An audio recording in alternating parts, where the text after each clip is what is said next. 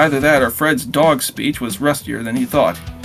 Having exhausted all other options, Fred then insulted Adolf's intellect, his parentage, and his ability as a warrior. In the vein of C.S. Lewis and J.R.R. Tolkien meeting at the Eagle and Child, this is the Broodcast, Inkling-style Discord chat, last Friday of every month. To join our ranks of writers and artists, please visit joshuadavidling.com/brood. And now, the Broodcast on the Poets at War Creative Network. We're lying, we can't hold it yet. Our imaginations run wild and free. In Middle-earth or Narnia, there's magic in what we believe. Hello, Brendan. Hello, 'tis I. Hello. I do not remember who Vanaleer is, but they have not said hi yet, so they're here, though. I, too, do not remember this individual, but they are here, and that is fine. I do not have video on for. Let me see if I can fix that. There you Aha! Oh, hold on. Wonderful. Do. There you go. No branding here.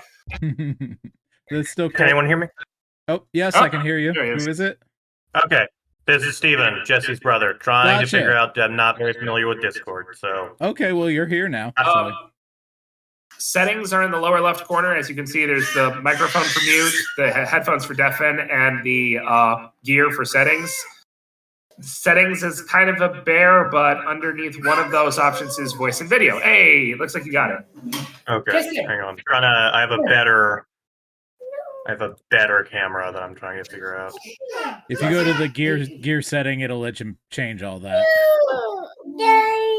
I know you're done. Can you say hi to Mr. Joshua first? Hello, Tristan. It's good to see you. How are you? He is very tired and wants apple juice, but we can't give him apple juice. Oh, what? Man. Oh, and dice. He wants to play D&D. Makes sense. He's a little nerd already. You're using camo cam. Gotcha. Cool. Sounds good. Yeah, Jesse showed it to me. So. Yep. There is a way to remove that little watermark, but that's if you don't care, it's not a big deal. I have no idea how. No one cares for the woods anymore. Speaking of Jesse. There's Jesse. Speak of the How Jesse. There he is. Setup is. Do I what? love that. Oh, you love the Your setup? Thank you. Yeah, how long have you had that? I mean, it was mostly this not that long ago. I just didn't have my camera the way I wanted it and everything. So, and I didn't have the lights. That was the big thing. That makes all. But like the difference.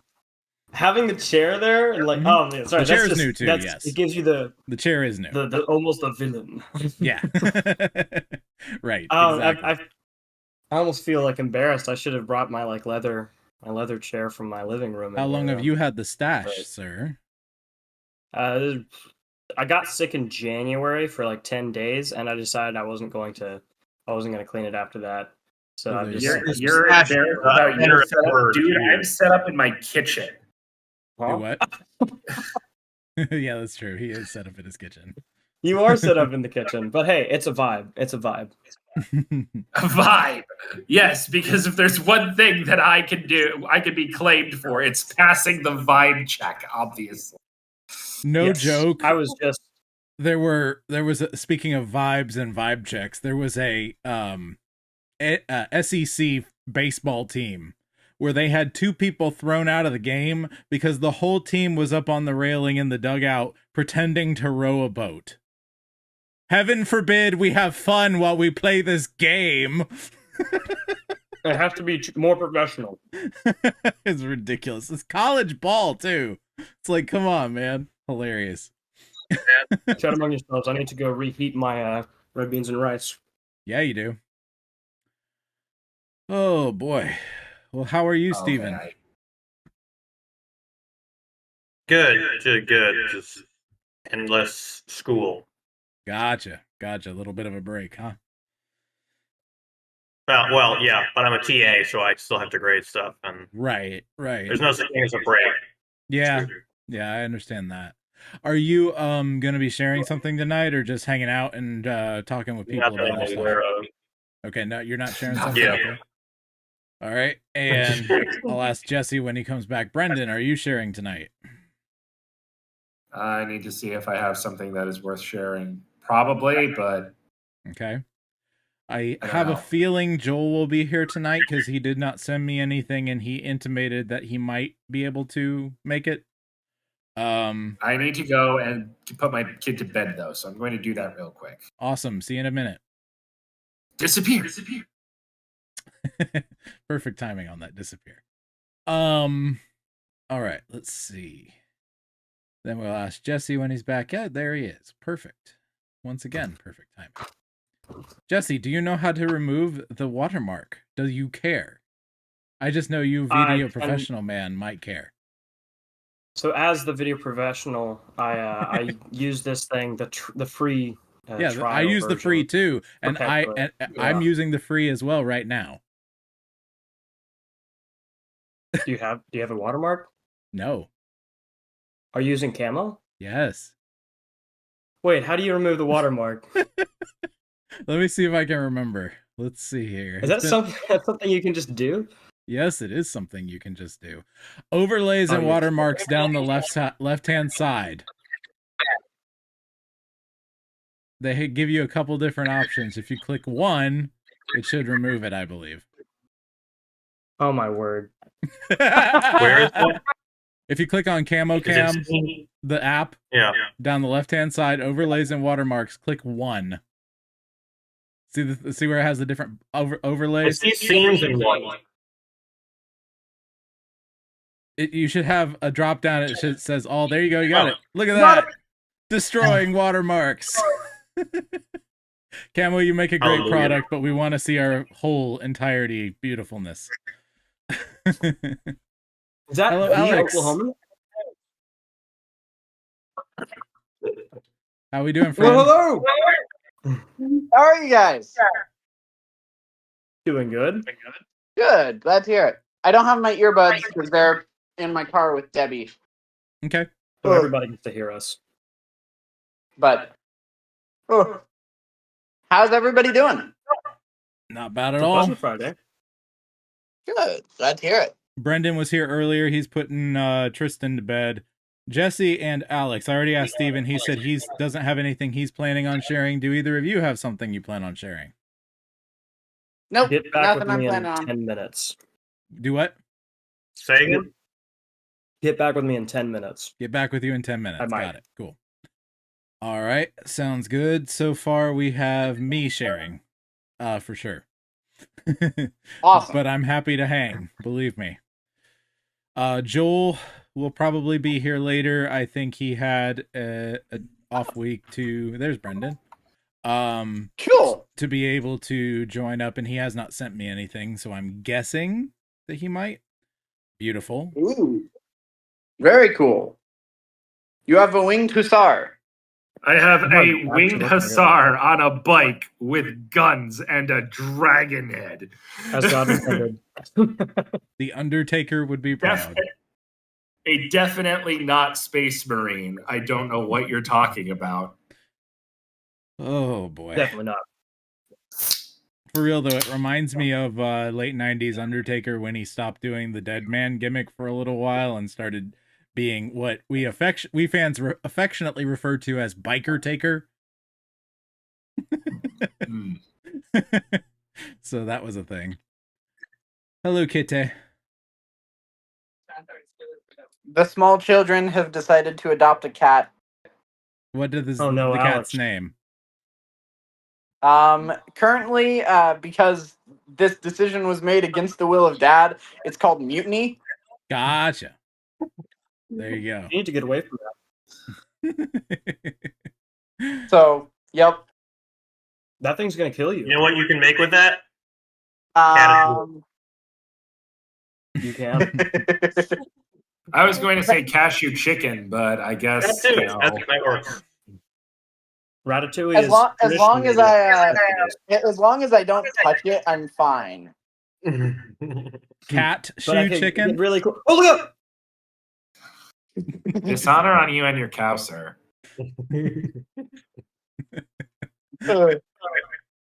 Oh, man. So, Brendan, you're Let's gonna see. possibly share something. Oh. Jesse's possibly going to share Oh something. yes, I have to actually get that up, don't I?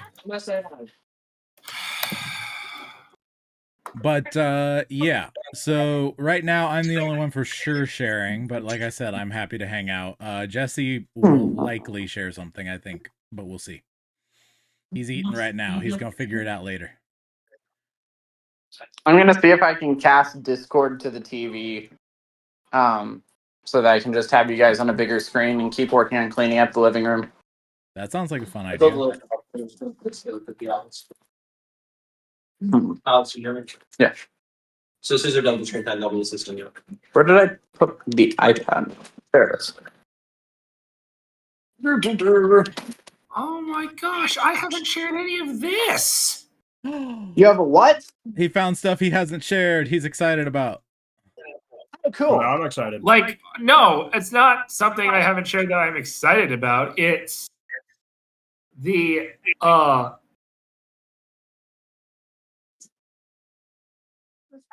it's the entire like it's like something that I consider to be like a huge important baby to me, but I haven't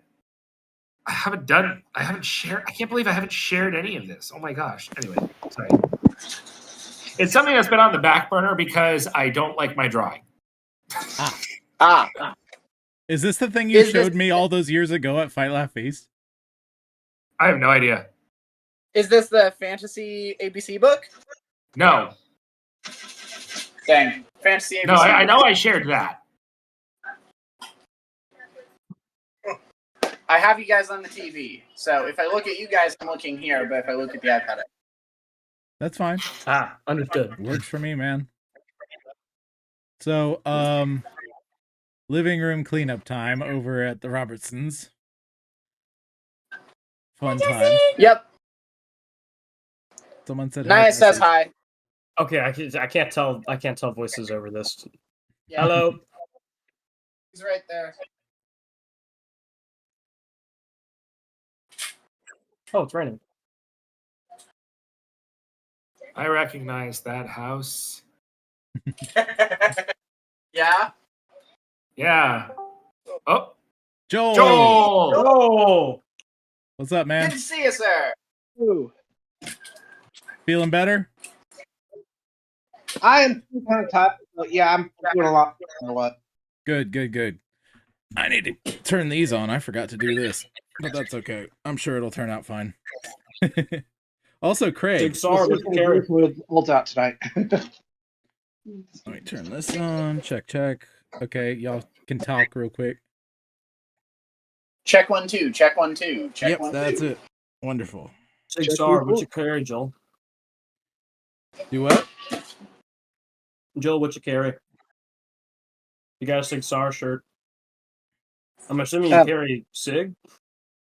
Yes. I have an M17 I really like going to shoot.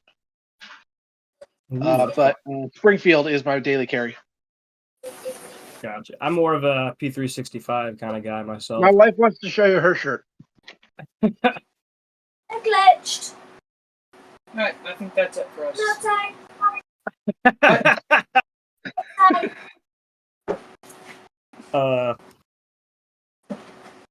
Excellent. I think we found a new Excellent. niche. So, yeah, you're feeling a bit better, Joel? I am feeling a lot better than I was. I'm still not 100%. I don't think I'm going to make it all night, but I'm going to stay here for a bit. Okay. Well, I might have you toward the beginning. Long enough for me to read. Yeah, and if not, I'll pick up. Just let me know. And you can send it to me if that ends up happening. Okay, so we have Brendan's got something, Joel's got something, I've got something, Jesse might in a little bit. Cool. Well, in that case, do we want to go ahead and start with either me or Joel? Sure. Brendan. I think that out of kindness, we should start with Joel, just because if he is not feeling well and he needs to duck out, he'll duck out. Also, I apologize if you hear a child screaming in the background. There's nothing I can do about that. He has been put to bed, and he does not want to be back. He is incorrigible because he is how old now? He One, is still two, 1. Almost 2. He's almost 2, but he's not quite 1. He's not quite there yet. Mm-hmm. Not quite 1, not quite 2. Well, not quite 2. Go sing Closing Time. This is the best lullaby. Closing. That'll do him in for good. So Anyway. Yes, Alex? as an interesting point, I'm in the house just looking, picking stuff up, putting it away. And I find this book. Our Glorious Century, Reader's Digest. I don't feel like glorious is the proper term to use for the 20th century. Tell me if the I'm middle wrong. part was okay in some ways. Yeah, middle whenever the wars part- were going on. Yeah, The Would you middle call part anything- had, like, but there was a most lot the of killing. but there was a lot of really good rock and roll. Most of the killing happened in the middle part of the century. With rock and roll. Holy diver, and down to the long midnight sea. Hello, Ian. Coming in with the rock and roll. I should have known. Good to have you, man. Are you sharing tonight? I should hope so. Only Awesome, his singing fantastic. skills. I think Joel's about to get us started with the first one, if Joel is still good for that. All right, you rock and roll when you're ready. I'm going to go ahead and mute, and we'll get this thing kicked off. Muting over here, too. Quick question. I was debating on whether or not to continue forward and follow Fox as he goes back into action, or should we skip forward to follow Zoe? Anyone have an opinion on that? I'm really happy either way. I think we've had a lot more introspective stuff, so if Fox is doing action, that might be fun. But other than that, I don't have any thoughts. Brendan's saying the same Brandon thing. says that. All right.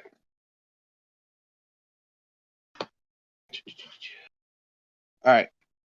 Oh, one thing I wanted to touch on real quick. Everyone was kind of asking why is Kira being so petty, and part of that is Fox isn't just a champion; he is her champion, and her mind has been linked to his since she was 13. She's very, very connected with him, and the fact that he might stay on Earth is really bothering her. All right. So we're going to pick up with a character named Tiffany, who you haven't heard about before because I've been skipping over her chapters, but she is a Marine, former Marine. I know once a Marine, always a Marine. But she got out of the Marine Corps and joined Loom Corps, and she has been fighting in the city, and she is one of the tougher characters. And she is teamed up with a guy named Cooper, and their mission has been running around on the ground, finding people and escorting them out. Their Astari handler is called Charm. So we start with Tiff. Where are they all coming from? Tiff asked. The offices are emptying, Charm answered. Watch out, that one has a thing. Golf club, Cooper said, putting a bullet in the corrupted's head. Okay, go right down this side street. Tiffany turned and followed the line in her HUD. The alley was clear, and she waved for the 5 survivors to follow. Cooper brought up the rear. Jogging as fast as she could without making noise, Tiffany made her way to the far end. She slowed as she came around the corner, rifle up. She aimed at the target superimposed on the wall and stepped out, already pulling the trigger. She missed and fired again. Hit. She swung to the next target and missed again. She was getting too low on ammo for this. Are you all right? Charm asked. Your accuracy has been dropping. You want to come try it? I'm just out of breath, she snapped back. She jumped as the door across the street shattered. Go back, she yelled, firing, then ducked behind the corner to find her last full magazine. Charm, we need backup, fire support, something, Cooper called. Fox is coming. He has one 128 seconds away. Tiffany looked up to see the planet runner streak by. Go now, the way is clear. Leaving Cooper to usher the survivors, Tiffany ran forward. The street was empty. Clear, let's go, come on. She waved them forward. The others followed her and hurried on to the next street. Tiff, please turn left and assist. Tiffany turned left, and her breath caught in her throat. Using himself as bait, Fox had led the horde to the far side of the street. His wings flashed as he walked backwards, fighting off the walking dead. Tiffany raised her rifle and steadied her breathing. She began taking out targets one by one as Charm highlighted them. Starlet joined the channel and highlighted a path for Fox. As soon as Tiffany had cleared the last corrupted from his left, Fox took off, sprinting, jumping, and practically flying, leaving behind a blinking EMP grenade.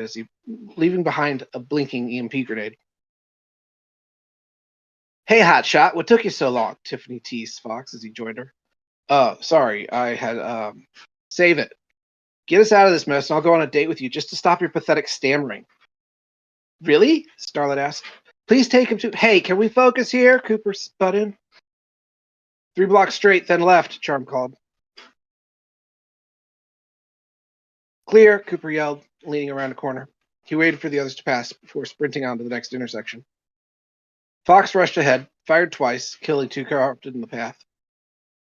Cooper glanced down the next side street. There were 3 corrupted, kneeling over a body, over a block away. Out of range, no threat. Clear. Go back. I need to see something, Charm instructed. Cooper backed up and looked around the corner. He saw one of the 3 was a little girl, maybe 8 or 9 years old. She was doing something different that he couldn't make out. He waited, curious why these 3 had caught Charm's attention. New objective, Charm said, her voice cracking with emotion. Priority target. Please put her down. What is she doing? In his HUD, the 3 were magnified. A ring appeared around the little girl. He watched her take a bite from the woman laying on the ground, then vomit, spewing blood and carnage on the street. She sobbed, her breath coming in large gulps, before going back down for another bite. The other 2 didn't seem to notice, and kept tearing at the body. What's wrong with that one? Tiffany asked. None of the others are breathing. Why is she? Because she isn't dead, Fox said, pushing past. The nanite is defective. It has failed to kill her before taking over her movements. Nanites don't care about things like tear ducts and gag reflexes, so she retained control, Charm explained. The poor thing is conscious. She may be blind, but can probably still taste and hear, Starlet added. We try and drop them as fast as possible to end their suffering. How often does this happen? Cooper asked. It's very rare, less than 1 in 20,000. Charm explained as Fox drew his sword and advanced down the alley.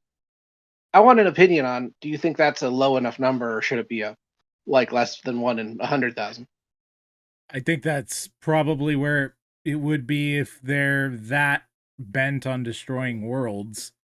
I think also that once you get past 1,000, the human mind has a difficult time wrapping around magnitude. Most people don't understand, actually genuinely don't understand how really big 1 billion is. And yet we throw the word billion around. I would argue that given the capacity of especially modern understanding or lack thereof, 100,000 is in the same boat. We don't really grasp how much 100,000 is. Also, so I see if you throw out 20,000 versus 100,000, they won't think about it necessarily. Also, I see Steven and Jesse look somewhat confused. This is his sci-fi, basically sci-fi zombies. They're nanites that come down and basically turn people to zombies. So this is one that didn't die for whatever reason. So they're dealing with it. Anyway, go ahead. Sorry, yeah. I forgot to give the intro. Charm is an alien who is down here helping. Fox has nanites in his blood that make him stronger and faster and stuff. Starlet is his adopted daughter. She is also an alien. They are watching through glasses and giving feedback. They're back at headquarters telling people where to go and stuff like that. All right. Hey, you. No flipping We'll idea call what was going on. There's more. But you How do far now, do I got to yes? back up? Yeah, he's still going. No, you don't have to back up. We're good. There's crazy girl. Basically, they're. I'll sum up. Basically, they're going down a street trying to take out zombies and save people. And there's a girl who hasn't been fully killed by the nanites before the body was taken over, and the alien in this guy's HUD, his heads up display, is telling him, "Please take this one out. She's seen too much. Like, she shouldn't be alive. This only happens very rarely, like 1 in 20,000." So that's where we're at this point. Sci-fi, think like Halo-y kind of stuff. Just go with it. You'll catch up. All right. Hey, you, Fox called out to the small group.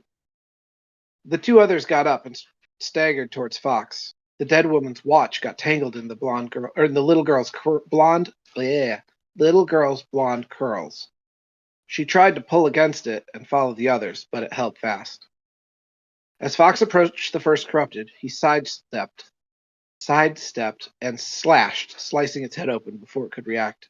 He spun away as the second lunged for him and caught it with a backwards thrust. He cleaned his sword and returned it to his sheath, then took off his helmet as he approached the girl. "I see you, little one. Don't be scared. I'm coming," he reassured her. "It's going to be okay. It's not your fault. Shh, it's all over. Charm, Starlet, can one of you run a hack for me, please?" As he came close, she was clawing the air, trying to grab him.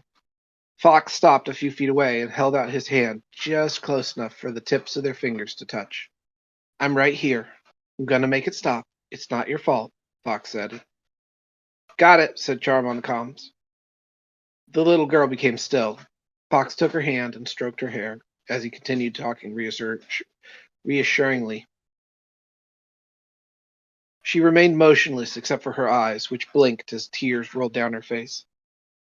"It's all over now. Let me get you free. It's not your fault," he said, as he untangled her from the watch. "Wow, this bug is much bad," Charm said. "It's only 31.5478.5% embedded. I did not know they could still function that low. One of the things I'm doing is whenever they give a number, they're super precise, just to make them a little different. It must have been damaged before it went in. Let me see," Fox said, cleaning the blood and vomit from the girl's face. He poured some water in her mouth, then tipped her forward to rinse out the taste. Charm put the report from the nanite in Fox's HUD, and he examined it. "Starlet, what do you think?" "I believe it is possible," she replied, "but you know the risks." Making up his mind, he took the watch off the lady on the ground and the necklace, then scooped up the little girl in his arms and headed back. "What are you doing?" Cooper asked. "Taking her with us." Why? They said there's no cure, Tiffany said. "They lied," Fox said without turning. "There's no cure for death, Fox," Charm said quickly over the glasses. "It's not a sickness, so no cure." "But the nanite can be removed," Starlet countered. "What is he doing?" said one of the survivors. "He thinks he can save her." "Fox, we have rules for this," Charm argued. "Kikamri, you cannot save her. Or you cannot convince him to let her go. Once he has decided someone is worth saving, he will never stop trying," Starlet transmitted. "I am thankful for that every day." No, said the survivor. "If we take her with us, she's going to turn and bite one of us when we're not looking. Haven't you seen the movies?" "Don't worry, she's safe with me," Fox said with finality. More and more corrupted seemed to pour out the buildings, all heading straight for Fox. And that's the end of that chapter. All right, so thoughts, questions, clarifications, anything anyone has? What is the average airspeed of a fully laden swallow? European or Very African? good. I don't know. Good night, sweetie. Good sleep. I thought it was very good. I thought the way you laid out. I mean, I've been following for a while, tie-in- so I know the story well enough. But is he oracular pig? Oracular pig. That's okay. We're There it good. is. Oracular pig is our phrase for technical difficulties. Anyway, okay. So, Jesse, you were saying. Yeah, I thought the way you laid out the fighting was actually really easy to follow, and it left more to imagine in a good way. Like how you had said he sidestepped to slash open his head. Did he do an uppercut, or did he go over the head? That doesn't matter. It's up to the viewer to decide. And so that's a good. It's specific, but it allows more imagination to flow in. I thought that was very good. And then you said Thank a you. backwards thrust, and it's like, oh, so that means he did this weird, swing around in order to stab him behind the back or something, or maybe he did it forward, or it creates, it invites more visualization for the reader, and I thought that was actually really neat. Does the One thing girl I've learned. show up more? Yes, she's got several other chapters devoted to her. Cool. Go ahead. One thing I've found that's very interesting is narrating sword fights and narrating gunfights are very different things. Yes. Very. Very. How so? Other Quantify that. Yeah, go ahead. Quantify that, he said. Oh, because with sword fighting, you have all these range of motions that your arms are doing, but with guns, it's aim, fire, and the person moves very little, unless part of it is moving from cover to cover to cover or things like that. So describing where they're aiming and like maybe breathing techniques and things like that, and then there's ammo count to keep help the reader keep track of. And you can't just say bang, hit, bang, hit, bang, hit. You can say it once or twice. But meanwhile, why is my battery running low when it's plugged in? Meanwhile, in a sword fight, you have all these different moves like a dance between multiple targets. Dance. I'm wondering. You had said that, and it just made me curious if there's a way to describe a sword fight or a gunfight in a way that is like a dance. I think westerns probably get it the best. You can watch like military movies. You can watch military movies and everything. They do really good, but westerns I think treat the gunfights more like a dance than other genres. Yep. So maybe there's a way to translate that onto text. Joel, did you have any specific questions for us? Hold on one second. I'm trying to not let my phone die. I understand that. Okay, if anyone else has anything, you can go ahead and speak while we're waiting on Joel.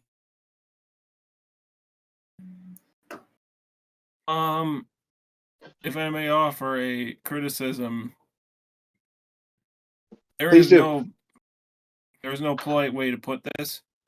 Your prose is kind of it leaves a bit to be desired. It's kind of boring. See, I hard disagree. Okay, that's working. Thank you. What specifically was lacking in his prose, Ian? Excitingness. Well, you're also not a huge sci-fi guy except for Star Trek, right? I've been reading Dean Koontz lately, and he's great. In my opinion, he's the modern master of prose. He's mastered it. If anybody out there writes good prose, it's him. So I hear you reading the story, and I'm just like, you could use to spice this up with something. Some more like funny or interesting or he is very details. outside the head of his characters. In this one particularly, even more so than some of the others, he's a little bit more introverted, or not introverted, turned in on some of the other stuff that he's read. But yeah, this one is more external. And I think Brendan and I, at least, were looking for something like that because we've been so internal recently. But yeah, no, I understand that. I'm thinking like thoughts and feelings of the characters. There isn't much in here because I think he's trying to let the situation speak for itself. But you can speak for yourself, Joel. No, but the I feel like every time someone is reading, like I sometimes there's like for or listening to the reading, like sometimes there's too many characters for me to like. If I could read it, it would like I would follow it better. But like Yeah. I do get pulled into it every time. Like I haven't followed it as well as like Brendan has, I think. And so, but like the character, like Fox, and like just the situation with the girl, like it kept me like engaged because it was like, oh man, that's horrible what happened to her, and it like yeah, I don't know. It Well, any was like Yeah. sometimes it's hard for me to like orally follow along, but that like there you had just enough things that I don't know if I'm saying that right, but yeah, you're latching onto was- it. Yeah. For me, it kept me Yeah. like interested in the situation and the character. I want to piggyback off that, and then I want to ask Ian a question. So, the goal here for the plot is to talk about a battle against a bunch of the corrupted, right? But nobody just cares about plot. They care about the story. What's going on? What is making this interesting to the story? What is it telling about this character? It's telling about Fox that he is compassionate towards this particular girl who's, a third corrupted. So how do you tell that story in an interesting way while pushing the plot along? And I thought it did that pretty well. It kept it engaging. With that being said, I wanted to know what you meant by, you said prose or something. That's terminology I'm not familiar with, Ian. So if you could quantify what that means, that could be helpful. Hilf mir bitte. What? Oh, prose. Yeah, prose is basically just it's the opposite of poetry. It's narrative fiction basically. It's he's saying the language that he was using to describe things was dry and boring, right? Ian, correct? Yeah, he was just like this happened, then this happened, then this happened, then this happened. Like right, which is something what you've did been they working feel on. about Yeah. it? What were they Yeah. thinking about it? It's Right. just something I've been working on very, very hard. Yes, you have. Ever since when I published when I started sending my first book out to beta readers, and that one of my beta readers kind of ripped me a new one for my prose, and I just said, well, okay, well here, eat it, and then I actually improved. So Yeah. Well, Yeah. I don't guess. Okay, see, I don't think that's what prose means. That's the like. I thought Okay. prose was just I'll- language choice. What words did you use? That is partially true, but yeah. I'll get a working definition from the old Webster while you're talking. But yes, go ahead. What you thought what you think it is, what your working definition is, continue. Jesse, the difference between prose and poetry is that poetry is broken up into stanzas and prose is broken up into paragraphs. If it's broken up by stanza, it's poetry. If it's paragraph, it's prose. Yes. That's actually really helpful, yeah. And the number one from 1828 Webster says, the natural language of man, language loose and unconfined to poetical measure as opposed to verse or metrical composition. That's the first definition. And so, yeah, basically it's a very broad word. What Brendan says does fit in that category. But yes, the technical definition is what Alex said. Continue. With whoever. So I was just gonna say the prose and poetry thing. Making those distinctions was helpful because Stephen here is very good with prose, and on the weaker side with poetry, and it's the complete opposite with me. Right. I'm terrible with prose, but poetry is kind of my lane. I like doing it more, and I'm probably a bit better than than my prose. So right. it was a helpful distinction. Okay. Joel, if you have any further questions for anybody, we'll do that, and then we'll get to our next reader. But do you have any questions specifically to follow up or anything with anybody? No. Okay. Well, can I just throw go one ahead, quick Brendan. thing in? Yeah. Personally, I think he did fine expressing the emotion of the situation, because we got the frustration from the girl for missing, and that the character, her AI companion, Charles, or whatever that thing is, going, "Are you all right? You're ventilating. You're missing." We get, you have context clues of what they're feeling. But they're also soldiers. So Fox, being a super soldier, he is calm. But now we get to see him. There's descriptions of Starlet's voice quaking when she's talking about new priority objective, neutralize this target with the girl. We have the guy going, "Are you kidding me? They're gonna bite. She's gonna turn and bite us the first chance she gets." So we know he's afraid. It's if you have to say what the emotion of the character is directly, then all you're doing is telling what the emotions are. Right. And when there was even a point in it when she's like, when they mentioned that Fox drew the horde away from her, and how she was like, she had a negative reaction to it. I couldn't remember what he said, but there was something like her stomach dropped or whatever. And it's like, it's just, I don't think, like, I understand if you didn't get it. This is the problem with reading. It's always subjective to the reader. And if you didn't get it, then yes, that's something that he needs to look at and address, because maybe he needs to improve it. But at the same time, I also, us as readers are flawed. We cannot get everything out of something on the first go around. I'm sorry. If you can do that, then read the Bible and tell me what it means. Right. One time. Which is one time. I guess just one time. I think it's there. But because this to me sounded a lot more like R.A. Salvatore. And I love R.A. Salvatore. I think he's a great author. And I'm like, oh yeah, no, I'm following. But that's because I'm used to this style. So maybe I'm a really bad example here. Maybe you're the wacko. Yeah. Yeah. Okay. I get it. This is interesting. I'm going to let it continue. It is not. It's not. What you did was not. It's just that it didn't grab me. I was looking for a lot more creative word use for the narration in particular. Like when I read Robert E. Howard, or when I read Edgar Rice Burroughs, very rich vocabulary, very rich word use, very rich description. Tolkien, very rich description. Yeah. I'm not getting that from your work. They are, and I can say this because you have torn my work apart time and again, and I feel like it's time for revenge. But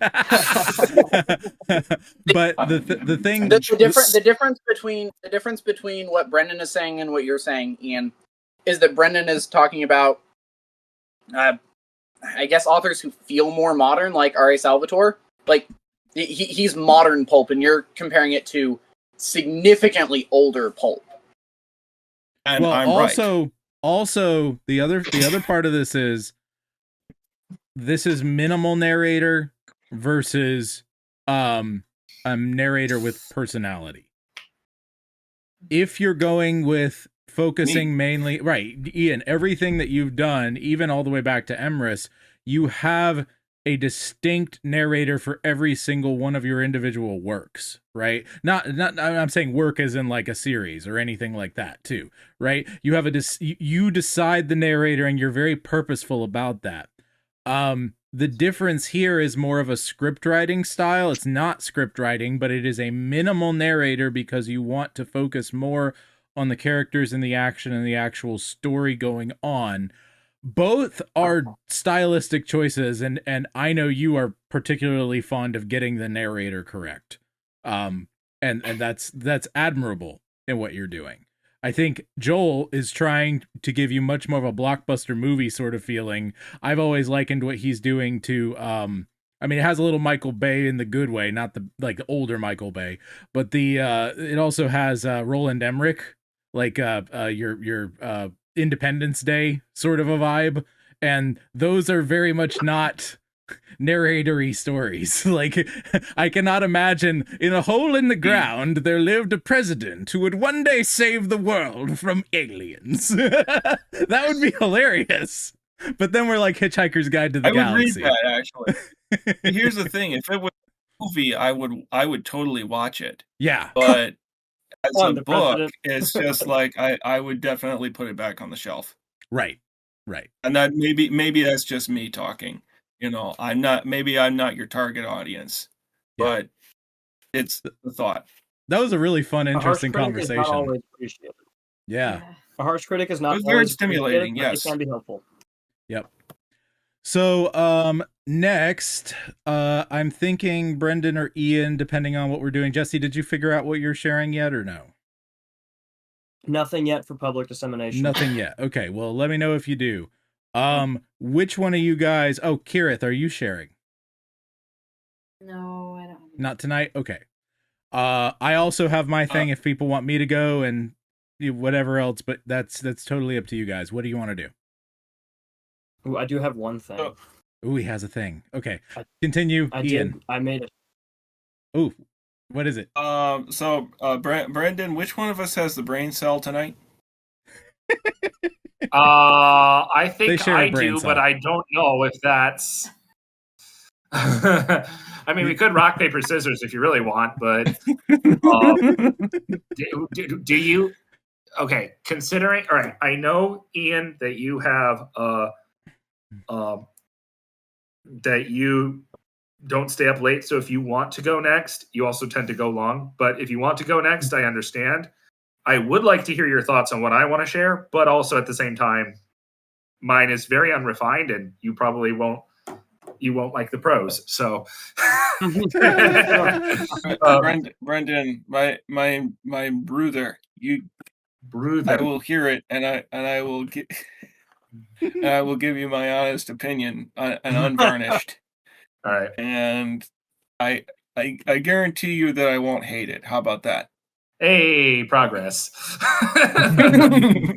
Okay, so I can guarantee you that I won't slam it. I was listening to the commentary, and I was just like, okay, everybody has something nice to say. I'm going to be the mean one tonight. No, that's fair. That's fair.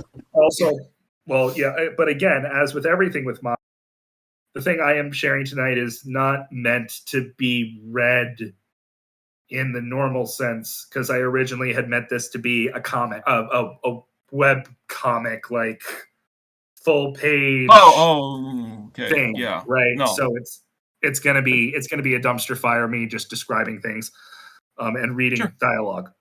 Yeah, that's fine. So do you want me to go next, or do you want to go next? I don't care. Yeah, sure. I'll go next, and then you'll go, and then I'll listen to yours. Okay. I'll stay on that late. If I don't have anything to do. If Ian's going to be nice about your story, then I can be the super harsh and mean and demeaning one if you need.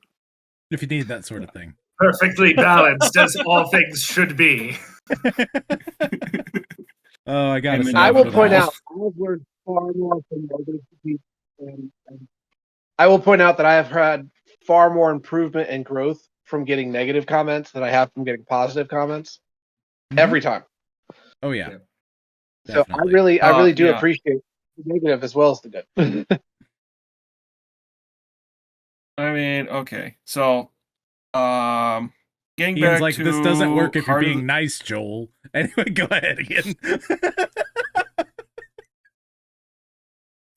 So getting back to Heart of the Stars, I'll go into a little bit of the plot that I've read so far.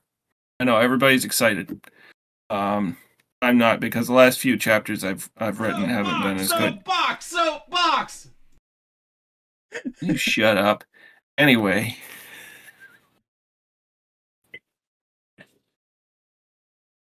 So this is a story about a little boy who, well, he's 11. I don't know if you consider that little boy. He's a boy whose parents give him a space rock that appears to have some kind of magical powers. Then he encounters giant spiders from outer space. We're about halfway through the story now. his father has been bitten by one of the giant spiders, and that it has allowed the spiders to take over his mind. And he and his best friend Bucky, Eddie is the boy's name. Eddie and Bucky, his best friend, go to get help from this space wizard named Azariah, and they're accosted by Eddie's bully, Thorwald, who steals his space rock, and now they are talking with Bucky's cousin, who Bucky, both his parents are dead. He lives with his aunt, and his cousin is kind of a jerk. Anyway, so they're with Bucky's cousin and her best friend, who becomes much more of an important character later in the book. Anyway, Anna gaped in sheer horror at the 8-legged thing on the roof above her. She was too terrified even to scream. The little dog hid behind her legs, whimpering and shaking pitifully. Eddie reached for a weapon, but all he had on hand was a pocket knife. "Azariah!" he cried, hoping against hope that the wizard would hear. The thing pounced from the rooftop, taking Anna in its great forelimbs. The dog, overtaken by terror, ran away into the night, howling with all his feeble strength. He never returned home, and it is said that he had a rather unusual series of adventures, but that's a story for another time. Venom dripped from the huge fangs as the creature held the struggling form of Anna, preparing to make a meal of her. In a sudden moment of courage, Jill took a snow shovel in hand and smote the monster. Then there came the sound of squealing tires on the pavement. A large panel van from the 1970s had come to a halt in the middle of the street. Out of it sprang the lean figure of Azariah. In his hand was a long, glowing sword. With surprising agility, the wizard leaped onto the deck with a fluid-like sweep of his blade. Relieved the spider of 4 of its limbs. "Go back to the abyss," said Azariah as he thrust the blade into the creature's hideous face. If you could call it a face. The monster fell on the deck, dead. What? Stammered Anna. I feel like I've read this part before. Have I read this before? Okay, I have not. You probably You have this fine. Yeah, I think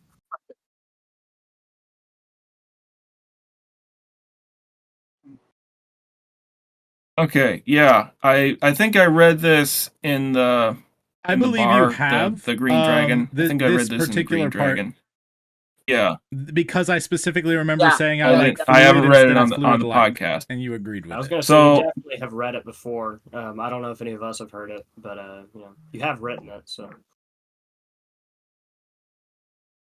The monster fell on the deck. That's what it is. Dead. You read it for other folks, including me. That's what it is. Anna. So continue. "Do not be afraid," said Azariah, Yep. offering his hand. He helped her to her feet. "Who are you?"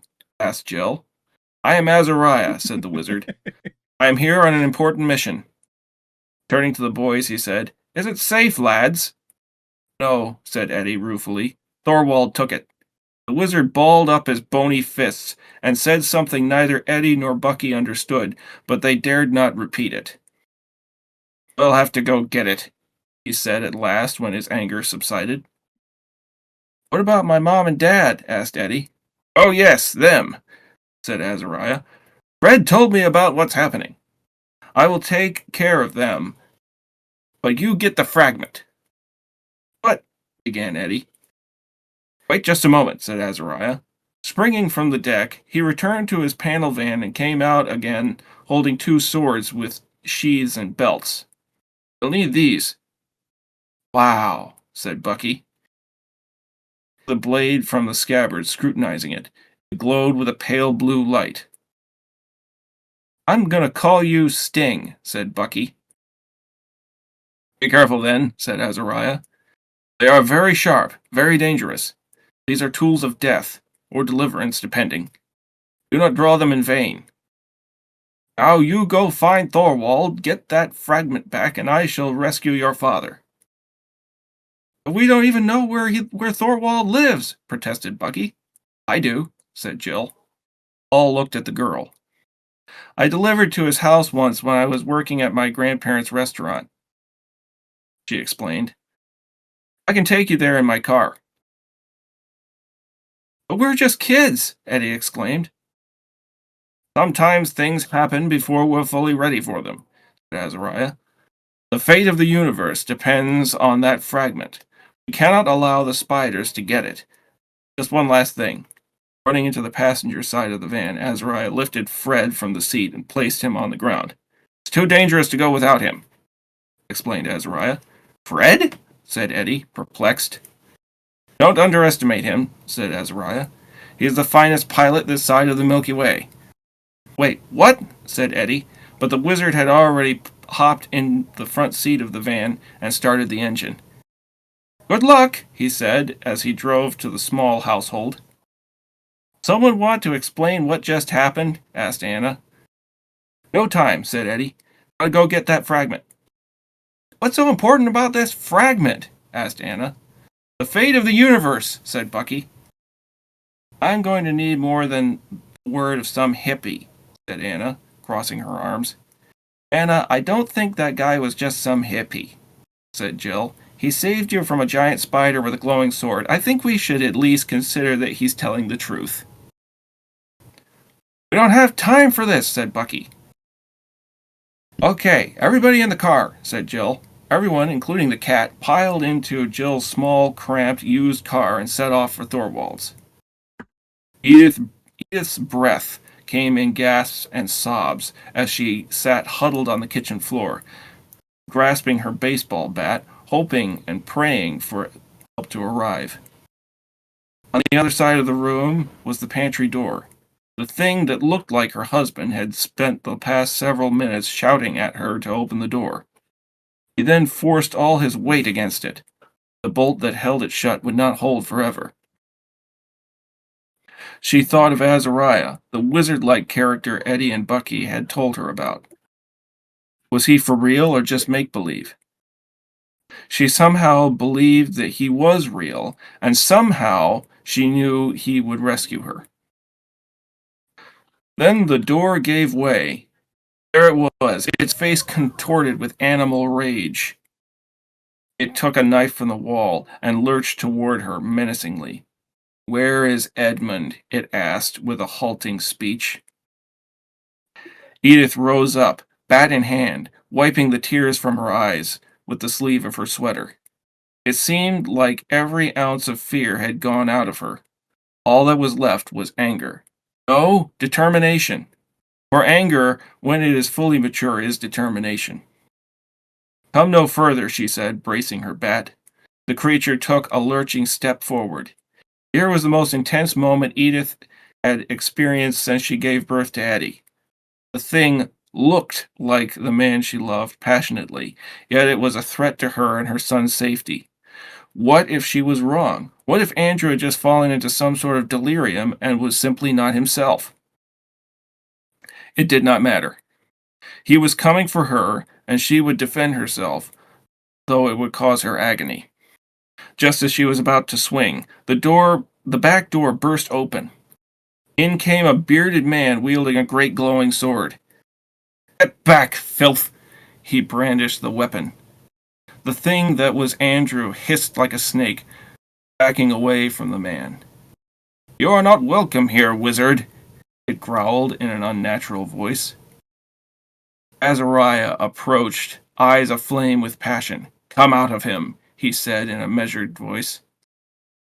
The creature threw the knife at the wizard, but Azariah knocked it aside with his sword. Your venom will not avail you, crawler in darkness, exclaimed Azariah, voice rising to a shout. Come out of him! The creature fell to the floor, writhing, shouting curses no human tongue had ever uttered, then finally laid still. Should be all right in a minute, said Azariah. What happened to him? Asked Edith, her voice choking. He was possessed, replied Azariah. The arachnoids bit him and took control of his mind with their venom. Arachnoids? Asked Edith, concern written all over her face. Evil spider things, replied the wizard. Out of this world. Then Eddie was right, Edith muttered. Do you know where my son and his friend are? She asked.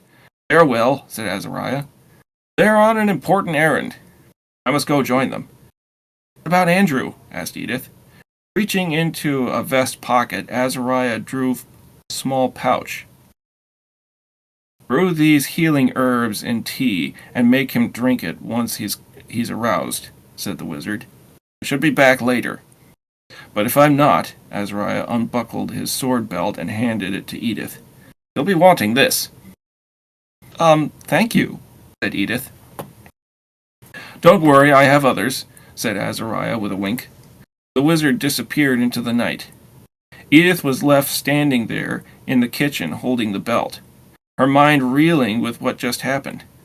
Dr. Small groaned. Edith dropped the belt, running to her husband's side. She knelt down beside him as he began to rise. Easy, honey, said Edith. Are you okay? He asked. I'll be fine, said Edith, smiling through her tears. Do you know what happened? Yes, said Andrew. I remember everything. And yes, I know I used the word said a lot, but I was just writing very quickly, and I'll fix the voice tags later on. Yeah, I was going to say the pros. I remember everything. It was like I was a passenger in my own body. Oh, Edith, I love you so much.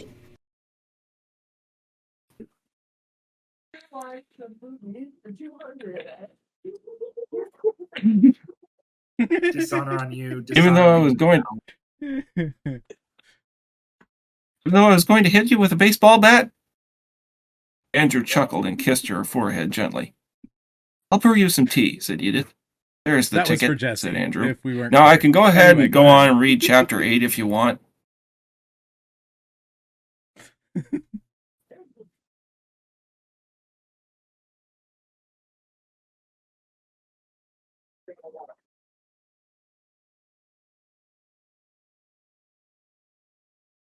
Brendan wants to give feedback. Look at him. Well, we do have that. Thoughts on that? I'm happy to take a vote on that part. Do we want to go ahead and give feedback on this now, though? Do you want some feedback now before we decide that?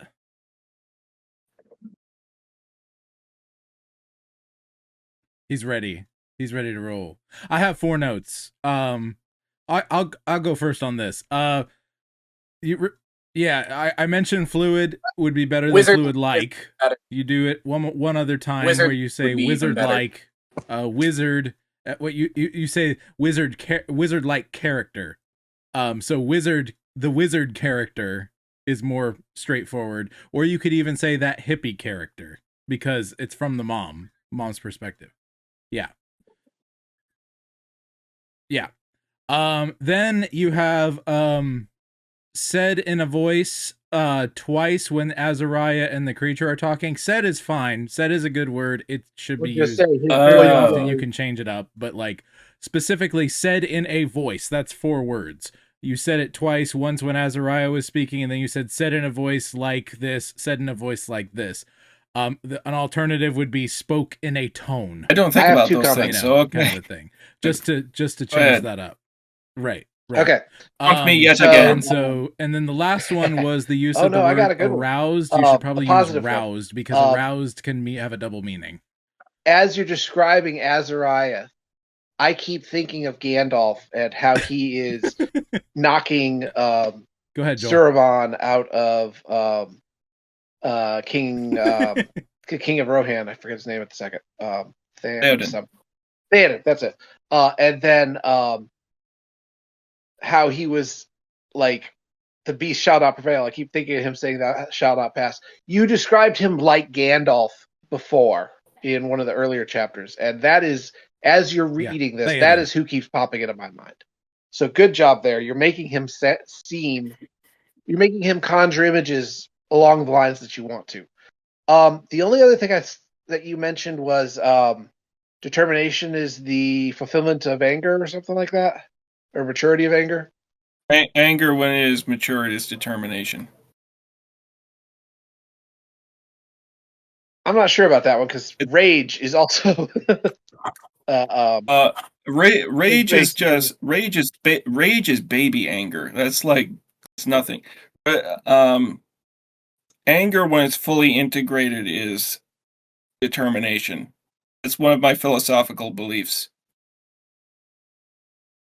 When when it is applied correctly, it's one of my philosophical beliefs that rage or that determination is just anger when it is correctly applied.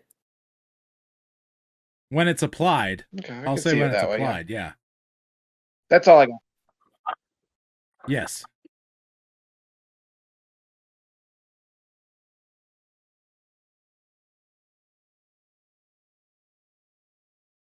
Yeah, I dig that. Brendan is also on mute. Yeah. Other thoughts? I'm on mute. Brendan no. or Jesse? Which one who wants to go? No, he talks. Yeah, the fixing the voice tags. That's another reason why I thought it was really weird that you talked questioning Joel's pros, but that's aside the point. I when he finally burst through the door, I was really like, there was a part of me that was going, "Here's Johnny," which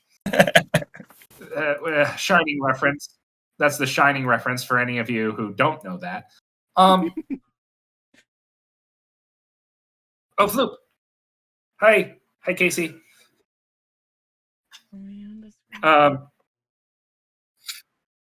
Okay, Brendan, it's Floop time. I think that one thing I really like, Ian.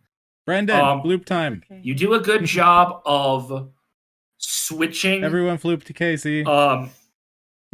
We get a single floop from Ian. And by switching plots, I mean switching perspectives. There's this people who know I will always preach the word of every frame a painting, which is a video essayist on YouTube.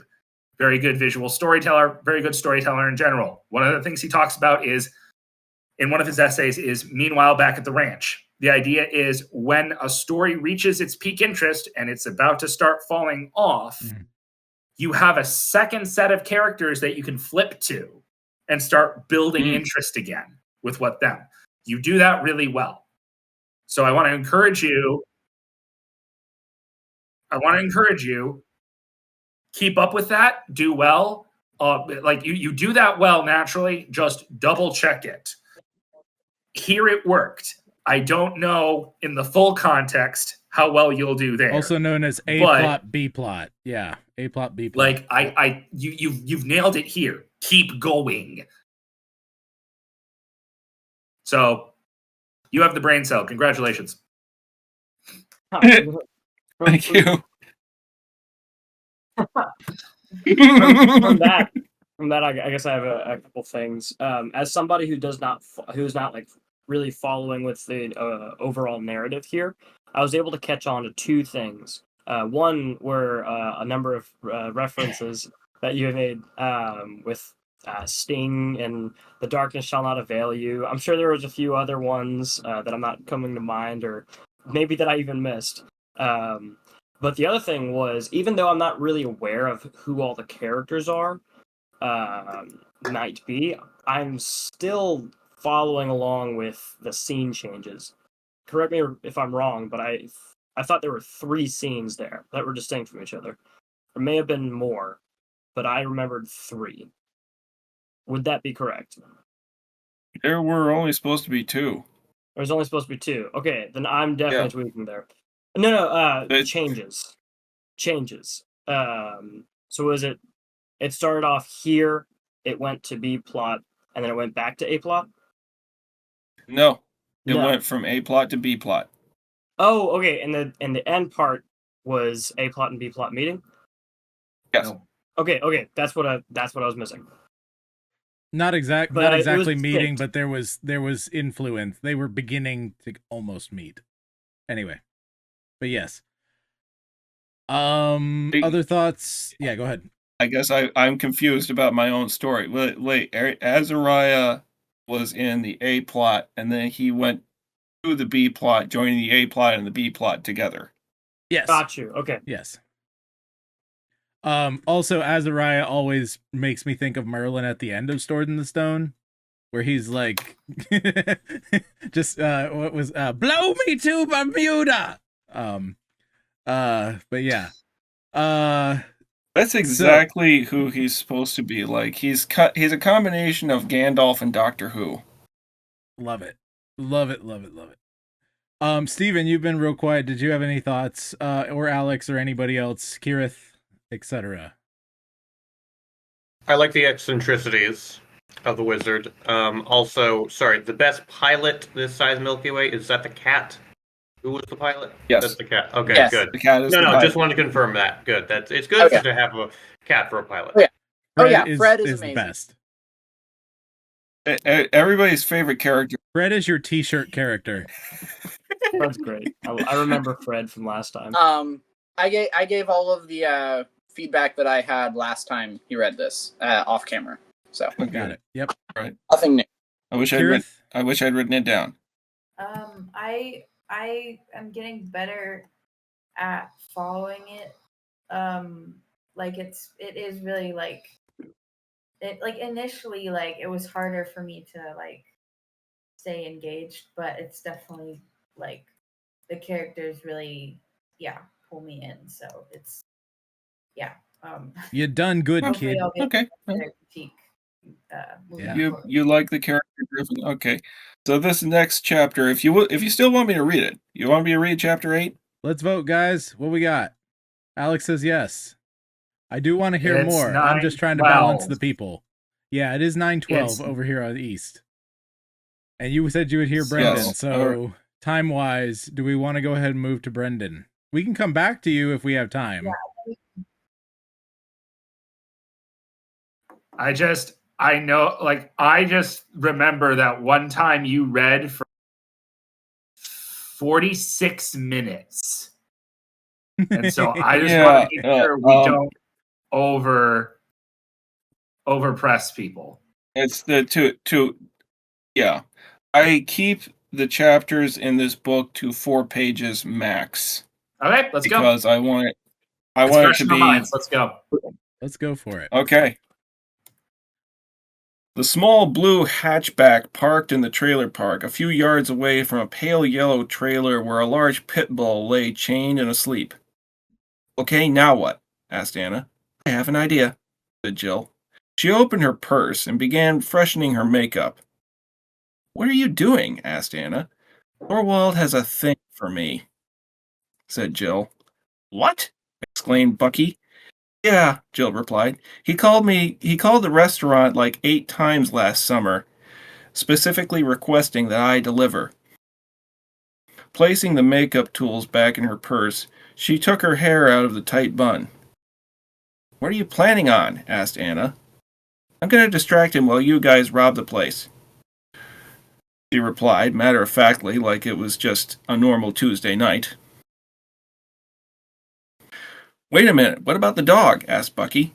Fred leaped from the car and trotted over to the animal. The dog let out a low growl, but Fred, through careful persuasion, managed to convince the dog not to bark.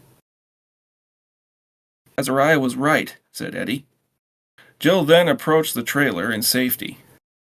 Thorwald Van Horn sat in what one might call the living room of the mobile home, eating microwave pizza rolls and watching a horror film. Thorwald didn't live alone, but he might as well have.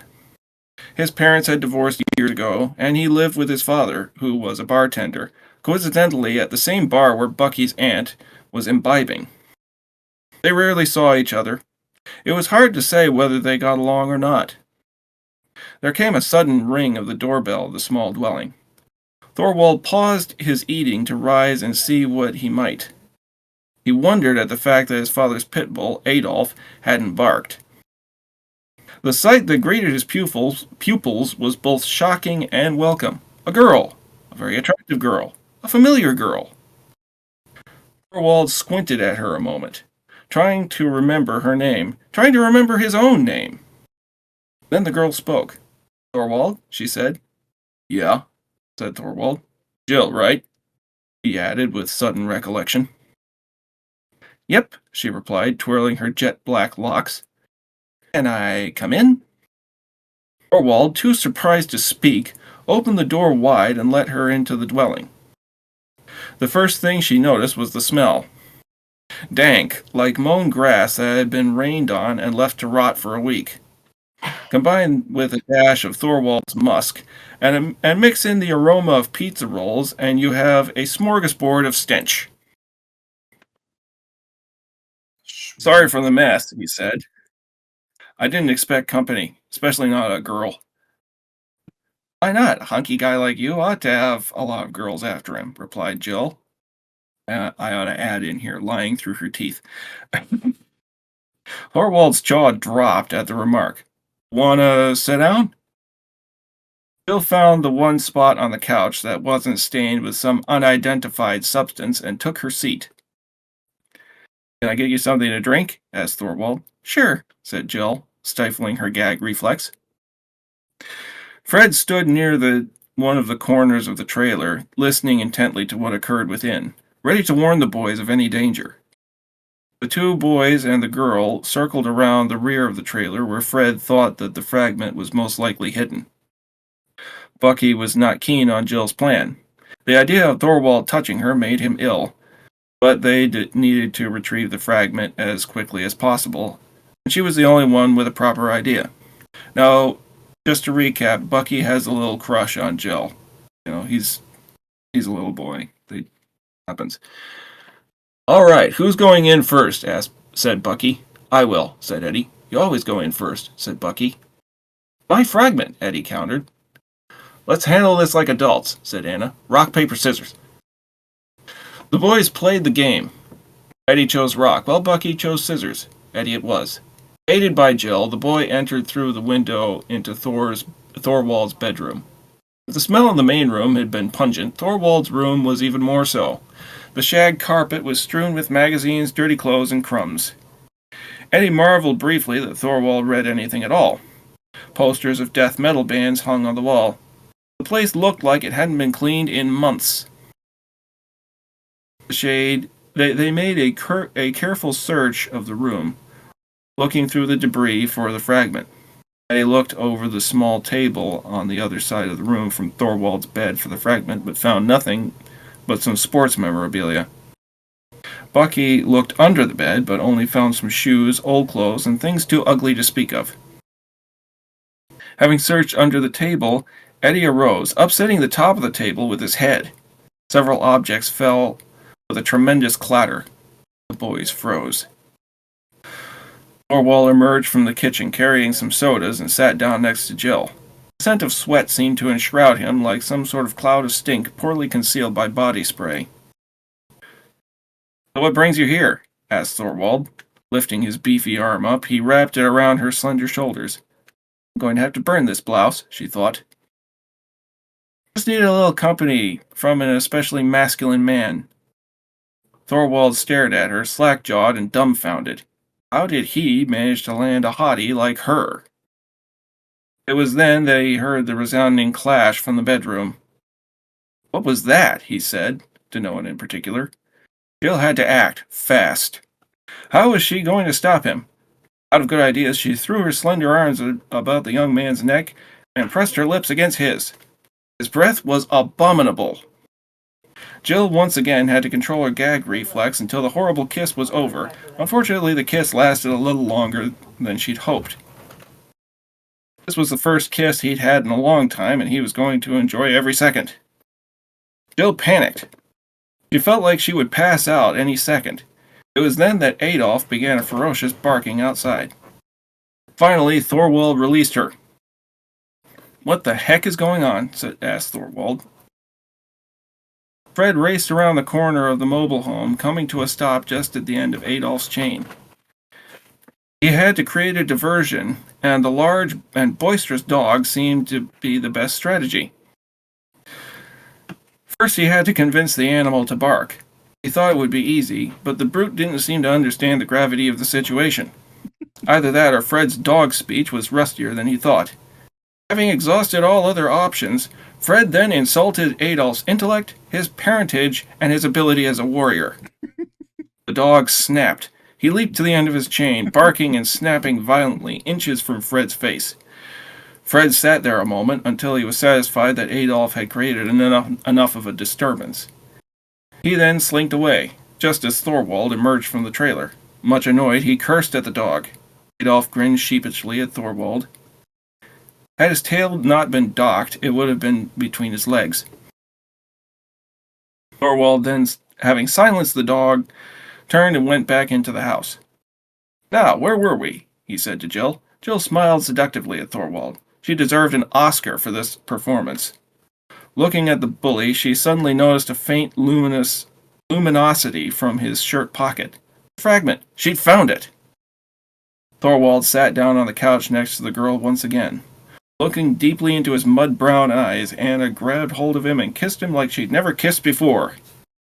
If his body odor were not terrible enough, his breath was worse. I already commented on his breath. I meant to delete that. I'm sorry.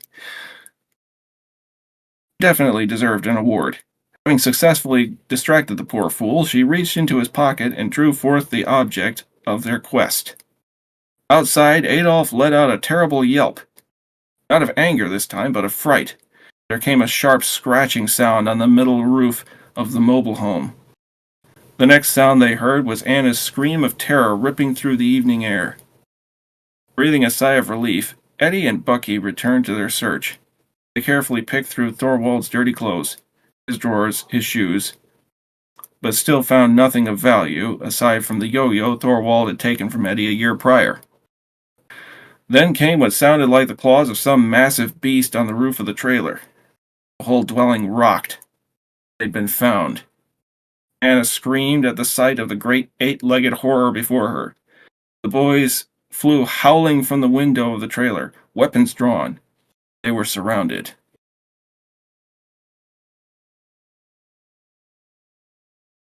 Then he picks up in the next thing. Yeah, we heard this one, or I heard this one last time you shared. I really enjoyed it. There are... Can I just... Yeah, go ahead. Can I just say one thing? Mm-hmm. You say that there's an eight-legged horror. We've established that the spiders are giant. But then you say they were surrounded. I would put a comment about how there were how with horror they realized there were more spiders, and then say they were surrounded, and then end there, because going from there's a spider on the roof, shrieking, they leap out, and then they were surrounded it's very abrupt. Good point. Just to me. Yeah. But I also don't have the brain cell curve. So, maybe take that with a grain of salt. No, you're right. You're right. I will be more clear in the next edit. So with the salt levels, go ahead, Alex. I love that the dog's name is Adolf. It tells you so much by saying so little. It's absolutely perfect. I love it. Yes. So I with the salt levels of spice in this scene, like unbelievably mild, but point being, they are minors, etc. Here's just a couple things that I had. I think I mentioned them last time, but I'm gonna run through these. Might just be padding, but an overly theatrical discussion of this is separate from that. An overly theatrical discussion of the rock, paper, scissors would be on brand. Like, talk about how it's honorable to choose rock versus paper, right? Because, like, or what, you know what I'm saying? Like, great. Yeah. It's very on brand for the book. That's great. Yeah, I was going. Everything else disappears out of the background. Yeah. That type of thing. Yes. Again, I was actually going to ask. Go ahead. When I wrote this, I literally woke up 5 a.m. one morning, eyes wide awake. I said, I have a great idea for a scene. And I wrote it down and thought, this is too spicy. This is probably too spicy. I don't know. I'll ask the guys. Maybe I'll cut it out. Well, I got fixes for that. No, the spice is fine. This is how you deal with certain word choices. Again, heightened fantasy language, like we're doing with rock, paper, scissors now, as you said, would be to describe the feelings of Thorwald landing this hottie as like he had never experienced such a beautiful princess in all his life. right? Like just like really lean into like the heightened language stuff that Thorwald would not say, but the narrator would describe his ridiculous little boy feelings that way. Whatever. I know he's not little boy, but like teenager, whatever feelings. Anyway, Then we have the word seductively as the other one. Haughty and seductively were the only two that really stuck out to me. You can do the exact same thing by leaning into the fantasy language, right? You come up with something that's like, a beautiful enchantress tantalizing him with her magic, whatever, whatever. Just go with that, because this is for a slightly younger skewed audience. And then the last thing I had was the yo-yo should be branded something like Teenage Mutant Ninja Turtles. Right, just think through it, come up with something. It could be a Dio yo-yo, I don't know.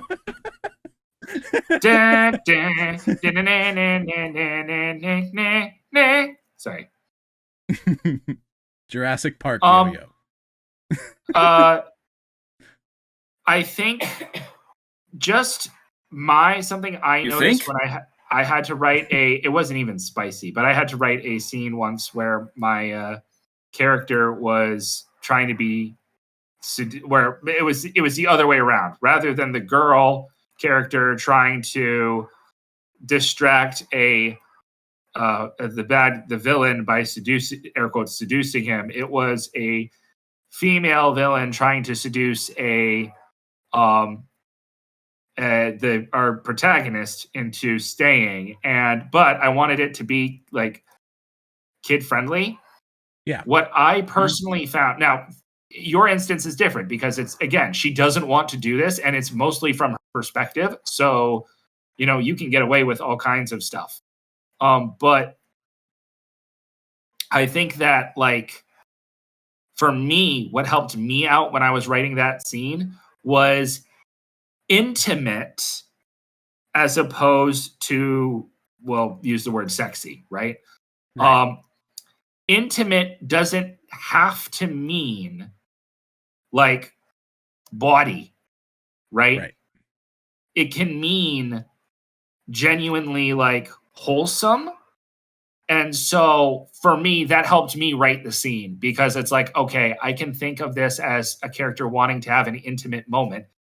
And even though she might be coded as a sexual character, the scene itself is not sexual. Right. And so you can get that desire without compromising morals. Well, especially for a younger audience, because that's the thing with especially this for a younger audience. Yeah. So I don't that's not going to help you for here, but I think it might be I just really good thing that helped me out, and maybe someone else who's listening, it'll help them out for whatever reason. Sure. Any other thoughts for Ian before Brendan goes? All right, I just Brendan. wanted to say there were two lines. There were two lines there that really stuck out to me. It was the "Let's settle this like adults." Rock, paper, scissors. Yes. I actually I laughed out loud. That was hilarious. And whenever you'd said it, and you like had this perfect little pause where you looked at the camera, and then you continued talking, which just added to the layer of it. It was great. It was great. That's actually an in joke between myself and my sister, because and she's not here right now, but when we have to make a decision and neither of us want to budge, we just play rock paper scissors. Mm-hmm. Yep. And a lot of times I will say out loud, "Let's settle this like adults." And then we play rock paper scissors. That's awesome. And it works. We've made a lot of decisions that way. That's Go ahead, Joel. Yeah, there's another. What's the age difference between these kids?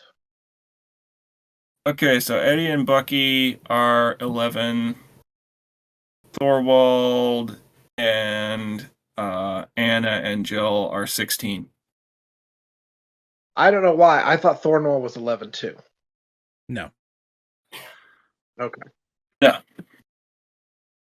He's their bully. Well, that's because there was a little bit of confusion. I remember when we read this last time. Confusion about Thorwald's age. Yeah. you have clarified that. It's just it hasn't gotten to the podcast. That's all. Yeah, and when I get to the edit, so originally he wasn't 16. None of them were. They were quite a bit younger. But then I thought, how are they going to get to the trailer park if they can't drive? Right. Right.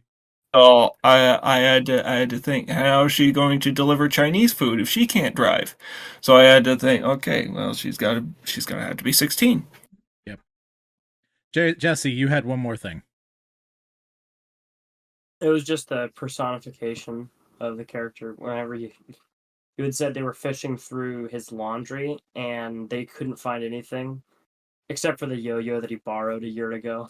Mm-hmm. And I thought that is such a good way to extend the story all the way back. It's like, you know this guy to be unreliable as far as giving things back. You also know that this guy... Oh no, he's a bully. He took it. He took it. Yeah, he stole it. He stole it right out of Eddie's hand. He's a bully. He and Eddie are antagonists. Gotcha. Well, Eddie's not, yeah, he is an antagonist to Eddie, is what you were trying to say. Yeah. Yeah. He's an antagonist to Eddie, and he's gonna go through a redemption arc, but that's later. Yay, fun. I love redemption arcs. All right, so involving some mouthwash. Especially actual villains. Okay, so Brendan, your turn to rock and roll. Okay. Am I on mute? I can't tell. Yes, I am. No, you're good. Oh, no, I'm not. You are not. Cool. All right. So a long time ago, A galaxy far, far away. I had a fever dream where I combined a bunch of different things all at once in my head, and it all clicked really well. And I completely plotted out what I wanted to be a manga series, which is, for those of you who don't know what manga is, it's literally just it's anime, but in book form. Da da da da da da. Hey, that I described the elevator pitch as 5 kids are trapped in a war between magic and technology. I am not going to go. I figured out all of the metaphysics of the world. I figured out all of the character arcs, how they grow, how their personalities change, and how, as part of their personality changes, their powers adapt. I figured out all of their flaws. I figured out all of these things about it, and I even started scripting it out. But at the time, I wasn't happy with my drawing ability, and so I never actually... I tabled it until I could get my drawings up to the standard I wanted to. This is a stupid idea. Do not do this. You will never, ever draw if you do that way. I should be taking notes from Keen Spot, despite the fact that it's basically furry comic. But we're not going to talk about that particular part of that. This comic's current working title / the title that I have that I am using is called Unbound. And I was trying to figure out what scene I wanted to share. I think it's best to share this intro scene for the first 2 characters that you meet. So, I will read the scene first because I think it's important for you, not knowing who these characters are, to go in. However, I unfortunately lost the first part. I deleted it when I tried to draw it out, and when I was initially doing this. And so instead we have what comes about to being the climax of what would be episode 1 if this were an anime. Alexandra is a witch. She is witches in my world are magic users, but they're magic users primarily through making potions. In standard D&D, they would be alchemists, right? They would be that kind of thing. They do, however, also have the ability to enchant magical objects like brooms, and they can make familiars. So it's standard witchy things like that, but it's all built around the idea of basically crafting and that sort of deal, and anything they make is connected to that. Alexandra is a very bad witch. Not bad as in evil, bad as in incompetent. That is her flaw. None of her stuff goes the way it's supposed to. Her broom's name is Bucephalus, and it has a mind of its own. It's funny interactions happen there. Anyway, she starts off because she visits this town, goes, "Hey, town, I want to be your town witch." And they go, "Witch, burn her." And they chase her out of town. And she's hanging on to the back of Bucephalus, flying at full speed, going, "I can't hang on." She falls off, crashes through the roof of a barn, and meets Simon. Simon, through a quick talk, figures out she's a witch, figures out that, hold on, witches aren't what we believe they are, and then promptly hides her using magic from the townsfolk who burst into his barn and going, "Where's the witch?" And he goes, "Oh, she's not here. Bye." And they leave. And she's just standing like in plain sight, but they don't seem to see her because she's standing in a magic circle. They go back, they find the prefector, and he goes, "I know where she is. Dun dun dun, plot stuff." And now we're starting off with back to this scene. Again, this is meant to be written. This is meant to be a webcomic, so it's going to be very janky. So please bear with me. Simon, I see. So rather than you drawing power from familiars and objects, you pour your energy into them? Alexandra, basically, familiar magic is very tricky. I know how it's supposed to be done, but I don't have the precision or the patience to bind a familiar. Simon, the whole witch with bubbling cauldron thing also a myth? Alexandra, actually, no. Most all of our magic involves brewing potions, tinctures, tonics, and making other things. There's a whole lot of complications to this. You have to have everything in the room set up right so that the energy flows correctly, but all of our spells revolve around a cauldron to create. Simon, that sounds remarkably close to alchemy. Alexandra, alchemy is what happens when some people who don't want to accept the spiritual aspect of magic try to discover why our spells work. Simon, and do you think the spiritual aspect is important? Alexandra, I like to think that each spell has a piece of me put into it. I like the feeling that I made something that helped someone. Simon sits back and ponders. He appears to be deep in thought. Alexandra, what about you? Simon, Alexandra, you drew a circle on the ground, and when I stood in it, the men couldn't see me. How did you do that? Simon, oh, that's what we call circle magic. Circle magic? Well, technically it's basic ritual magic, but the shorthand for it at the Academy is circle magic. We draw these circles that act like lenses for magical energy in the area around us. The circle focuses the energy into whatever effect is written or drawn into the circle. Alexandra, that sounds hard and slow. Simon, the more you do it, the better and faster you get. You need to feed magical energy into the circle as you make it. Alexandra, that sounds draining.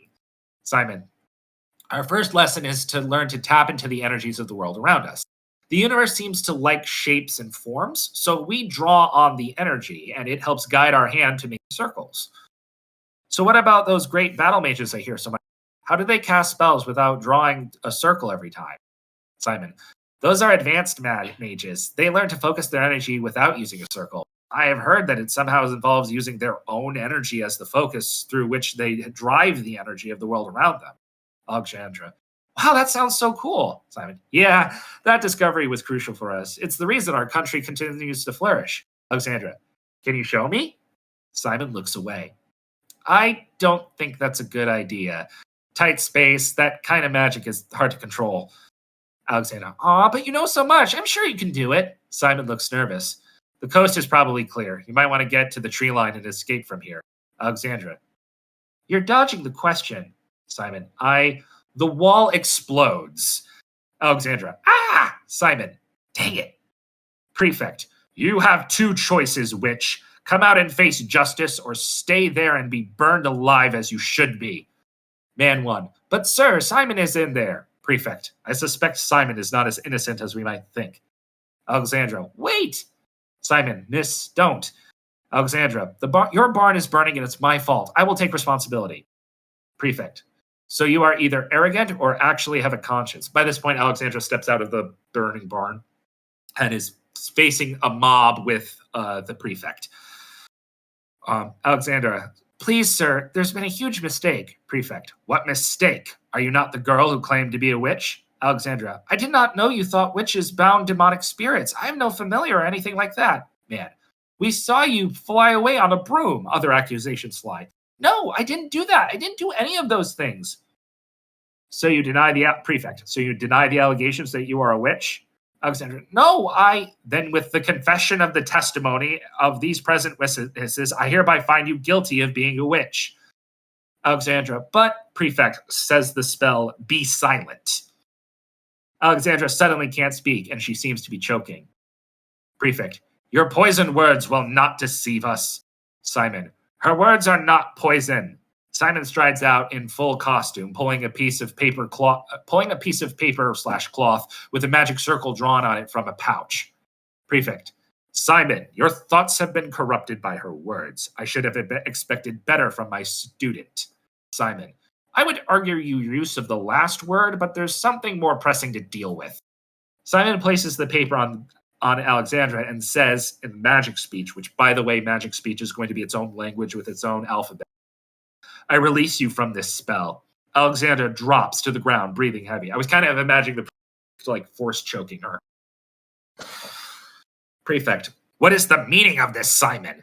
Simon. Prefect, I assure you that she speaks the truth. Prefect. How can you possibly know that? Simon. I laid out a magic ritual circle that negates lies. When she crashed into my barn, I led her over to it, the circle, which was concealed under the hay scattered everywhere. I know my spells. I check them every day. There is no way she could have lied to me. Prefect. And what did this witch reveal to you? Simon. That what we know about witches is wrong. That familiars are not demons bound in mortal bodies, but pieces of the witch's soul energy that they use to awaken the animal's intelligence. Prefect. Do you think I do not know this? Simon. I only meant... Prefect. Do not lecture me, boy. I know full well a witch's power and where it comes from. The academy at higher levels would have taught you the difference, but you can't cast spells without your circles. You failed out of the academy. Witchcraft is outlawed in insert country here for a very important reason, and as a prefect, it is my job to execute judgment upon my territory. I find the witch guilty of her vile magic and condemn her to be burned. Now stand aside, or in the name of justice, I will cut you down too.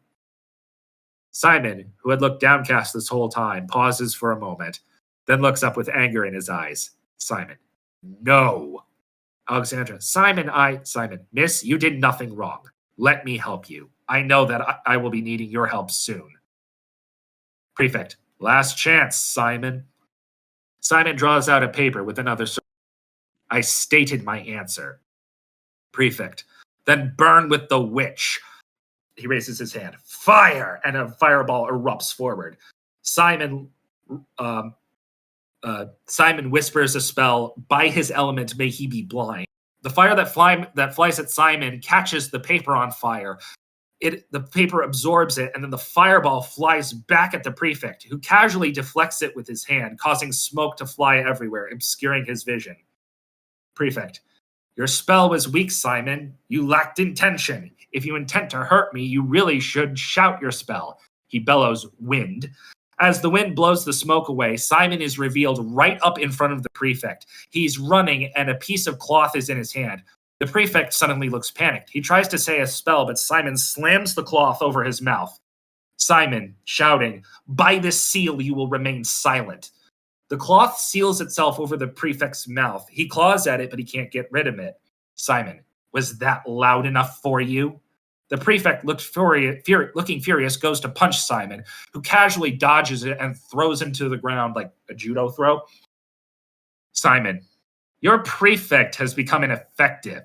I suggest you attend to him, as he won't be able to remove the seal by himself. Man, But the witch, Simon, you won't have to worry about her. And for that matter, you won't have to worry about me anymore. Simon, Simon, please. I see no reason to stay in a place where the murder of a young woman is encouraged to maintain the status quo masquerading as justice. Simon leans down to the prefect. And for the record, you were a terrible mentor. Simon stands up and looks around at the mob while pulling out a painted rock. Gentlemen, I would say it was a pleasure, but we all know that would be dishonest. He says, blinding light. A huge flash of light, and when the men can see again, man, he's gone. Reveal that Simon and Alexandra are gone.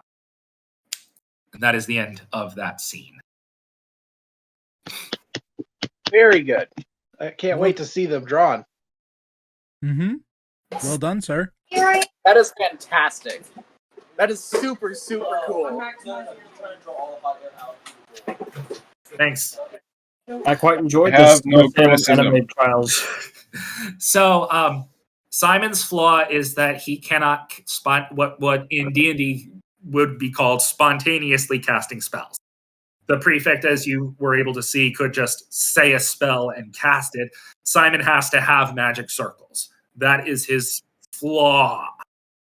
Full Metal Alchemist, alchemy then. Kind of, yeah. Not entirely, but basically. The difference is that he's in the minority in that he can't do this. But I do have an actual reason why he can't.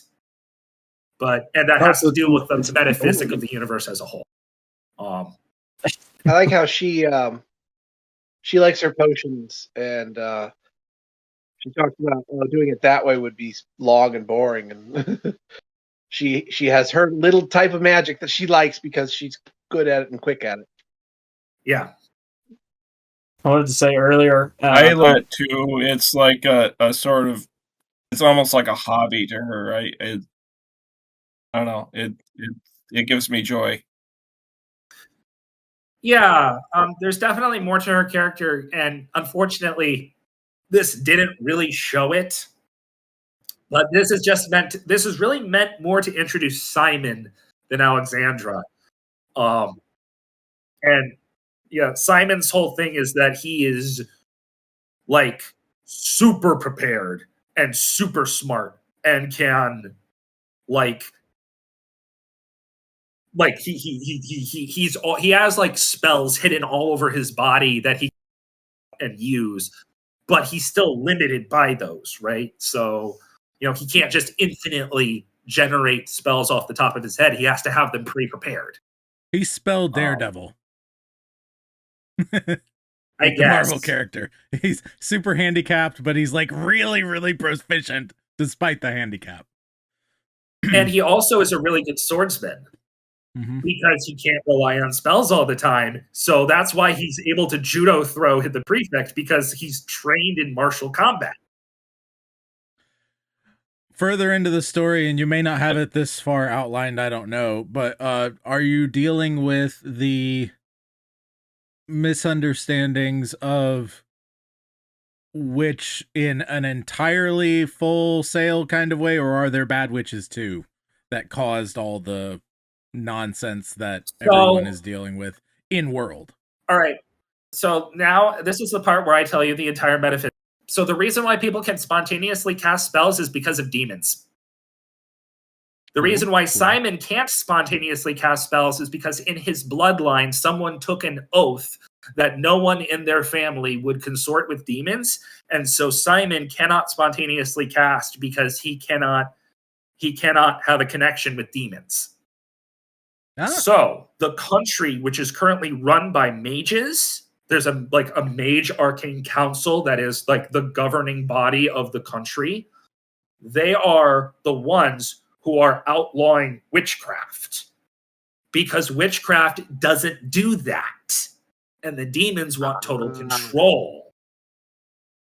And so are there bad witches? Yes. But not because of the magic. The magic is net neutral. And witches are meant to be more like witch doctors than witches. They're meant to be medicinal shaman sort of style, like, herbalist. Herbalist is a better word than witch doctor. They're meant to be that kind of thing. So some witches are bad because witches are people, not because they're witches. Yes, exactly.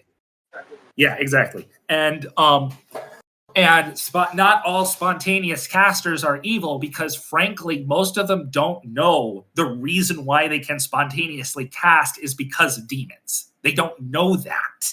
It's a very guarded secret. But it's the kind of thing where when they cast the spell, they open a slight hole in their soul, and there are demons just waiting to jump in there and just nestle and wait. Because if there's one thing a demon is, it is patient. It has thousands and thousands of years that it has lived. It doesn't have to act immediately. So, does someone who is a active magic user, the longer and longer and longer they use magic, the closer and closer they get to evil? Yes. If they're doing spontaneous magic, if they're doing ritual magic, that is natural magic built into the fabric of reality. That's part of the world. That doesn't corrupt you because you're obeying the laws as the creator created them, if we're going to be Christian. This is based off of a medieval idea of natural magic versus unnatural magic or demonic magic. The other thing is that when I say this is a war, 5 characters caught in a war between magic and technology, well, this is the war. You have a magic nation that is ruling with an iron fist, and everybody who's not a part of their flourishing little kingdom is getting left to the outskirts and is getting beaten down and is getting exploited. And so all of them are rising up, but they can't fight magic because they have no magic. So what do? Well, they develop tech. And what's happening is it's going to be like the final chapters are going to be Simon, Alexandra, and 3 more characters who we have not yet met, joining forces with these steampunk rebels fighting against the Magic Nation. So that's ultimately where they're up. But this is probably the most used story you've told so far. Even beating out the Feywild story. This is so very you. Yeah, it really is. This is fantastic. Special. I love this. Yeah. I'm special. This is super This fun. has been my baby for a really long time, but I haven't been able to do anything. I've chosen not to do anything with it for a while, just because I need to. I really should just sit down and do it, but that would involve first fixing my iPad. Remember what we talked about last time? You're getting the feedback you wanted. Anyway, specifically to Brendan. Joel. I'm gonna sign off now. All right, man. We appreciate you. See ya. Good having you, man. Have a good one. Great to talk to everyone. Great to see you. When we get a car again, we'll be hanging out more. Yeah, that'd be great. Yep. All right, man. Take care. Yep. Bye, Joe. I haven't even met Tommy yet. Yeah. So, Steven, if you had anything, you can jump in. Otherwise, I think Jesse and I are the last ones. And Jesse, you can decide if you want to go second to last or last with what you wanted to share, whatever it is. It's been 2 hours already. That's okay. I shall have to bid you good night. All right, Ian. Thank you for saying it. I really appreciate it. Mm-hmm. Fare you well. There you go. Hello, Debbie. Anyway. Yeah, I was gonna say I don't have anything for I can read her lips. She said I'm busy. She said I'm busy. That's great. Okay. So Jesse, did you want to go second to last or last? I didn't really have anything creative wise that's for public dissemination right now. Still in the works. I saw a stick. Yes, I did have a stick that's for like a show. Stick so Nation. What this is? Wait, what? Who said that? That was Alex. Oh, okay, never mind. That's cheating. It's cheating. I already told you about this. You doing stick wrestling? Yes, it is a shillelagh. It is what? You learning stick wrestling? That's a thing if you didn't know. What? Stick wrestling is great. I did not know that. Yeah, stick wrestling, whatever you want to call it. It's all of like basic jujitsu stuff, like the not jujitsu, but like the catch wrestling that comes from Europe, which is equivalent to jujitsu, but you use a stick, and there are like holds that you can break bones with and stuff. It's really great. Anyway. Ooh, okay. Now I do need to get into this. Anyway, so there's about a month ago where I went on a camping trip that my oldest brother had invited me to tag along with, and I just found like a good stick. You know, it's a little crooked, but you know, who cares? I decided to make it into a little shillelagh. So I've shaved off all the bark with an axe, and I used a little rasp to round it out, and I hardened it, and then eventually charred it with fire and sealed it with tung oil and made it into a proper oak shillelagh, which are typically it's an Irish walking stick slash club slash English head clobberer, where you can.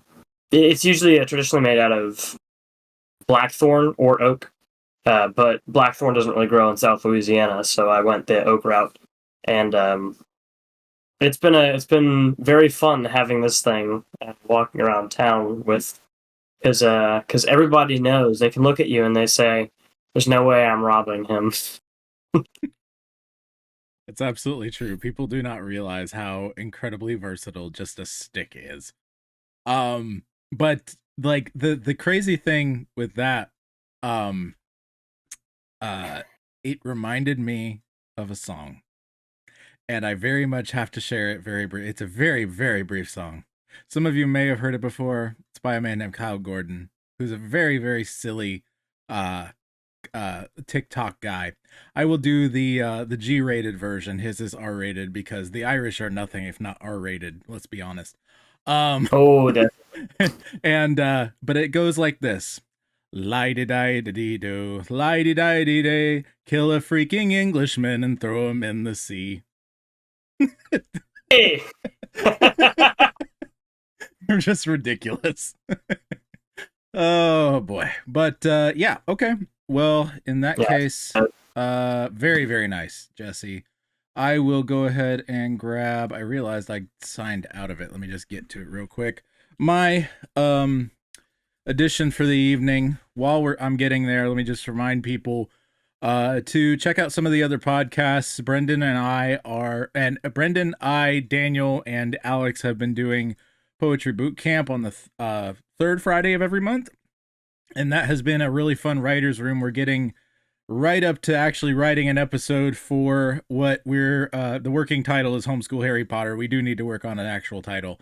But the idea is we're doing a pair of homeschool twins in a wizarding world. It's not the wizarding world. It's very different. And they are going to sort of what is a charter school in the 1700s ish time. And yeah, that's been a lot of fun. So you can check that one out. Also, me and my family are looking for a vehicle. Right now, at least be in prayer for us. We would really appreciate that. It's no fun to be stuck, but we have had a lot of rides from various people for church and work and all that sort of stuff. So thankfully I do work mainly from home, and that's been helpful. But if you could just pray for us, that would be great. That was for all listeners and anyone who is listening live with me. But yeah, we'll go ahead and get to it tonight. I've been reading through the World of Wrestling. Hello, Daniel.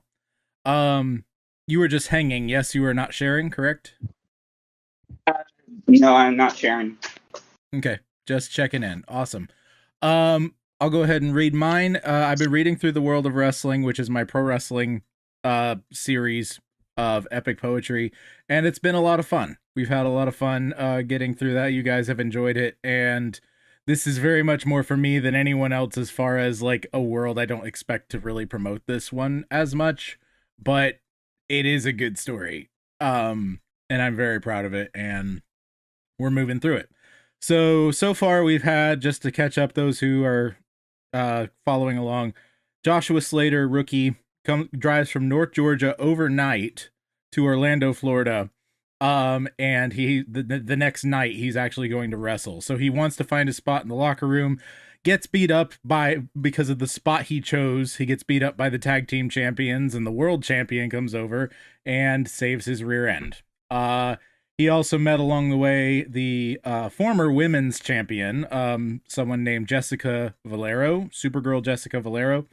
And yeah, basically she is getting blackmailed by the general manager because she injured his daughter in competition.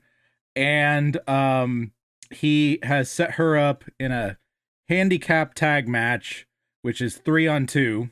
Okay. The women's champion, Kylie Starr, and the tag team champions who beat up Joshua earlier, the Atlantics, are fighting Jessica and whatever partner she can find. She finds the rookie. He's the only one stupid enough and willing to do it. So they cut a promo, and now we're getting to the actual match. One of the things that has been interesting is the fact that there's a lot of moves in pro wrestling that have names, and I try to write it in such a way that I still am faithful to using the names and terms, but I'm writing in such a way that you can follow along even if you don't know the names and the terms. So I would especially like feedback on that when we get to it. So I'll begin. This is Jessica Valero and Joshua Slater versus the Atlantics and Carrie Starr. The ring announcer bellowed. The entrance music played. Wrestlers made their way to the ring. The crowd would no longer be delayed. The bell rang out, starting the match, with Jessica against Carrie Starr. Jessica made some attempts to grapple, but she didn't get very far. As this match continued on, the announcers on TV supplied their insight and opinions on the match while sitting at ringside. Jessica looks a bit rusty in this early going. Don't you worry, JLJ, her confidence will be growing. She had knee surgery. That's not something you just shake off. Rothschild has the deck stacked too. Lenny nervously coughed. After a few arm drags from Carrie, Jessica finally got a shot in. She stepped behind and rolled Carrie up with a textbook schoolgirl pin. Carrie kicked out at one, but Jess arm-dragged Carrie back down, applying pressure to her arm and making Carrie's confidence drown. The crowd cheered in response, and some chanted, "Welcome back," as Carrie reeled from Jessica Valero's attack. This went on for a minute or two, Jessica with the upper hand. Soon, Carrie became frustrated and tagged in Lil Mac. Lil Mac is the smaller of the two males for the Atlantics. They're the tag team champions. One is about 5'8", a buck 20, a buck 50. He's pretty small, and the other's 6'6", 300. His name's BJ Bass. We'll get to that. So Lil Mac gets tagged in. You think you're grand? Bring it on, Supergirl. Can you catch the Flash? Jessica went to spear him in the corner. He moved, and then she crashed. Into the ring post her shoulder went, and she cried out in pain. He stood back up and got slapped in the face. Woman, this ain't a game! For the next few minutes, Mac toyed with her, using speed to avoid her attacks. Then Jessica got hit by a drive-by kick, a signature of Little Mac's. Mac tagged in BJ Bass, and they began to double team. Focusing on Jessica's knee was the plan's overall scheme. 4 minutes, they quick tagged and double teamed her.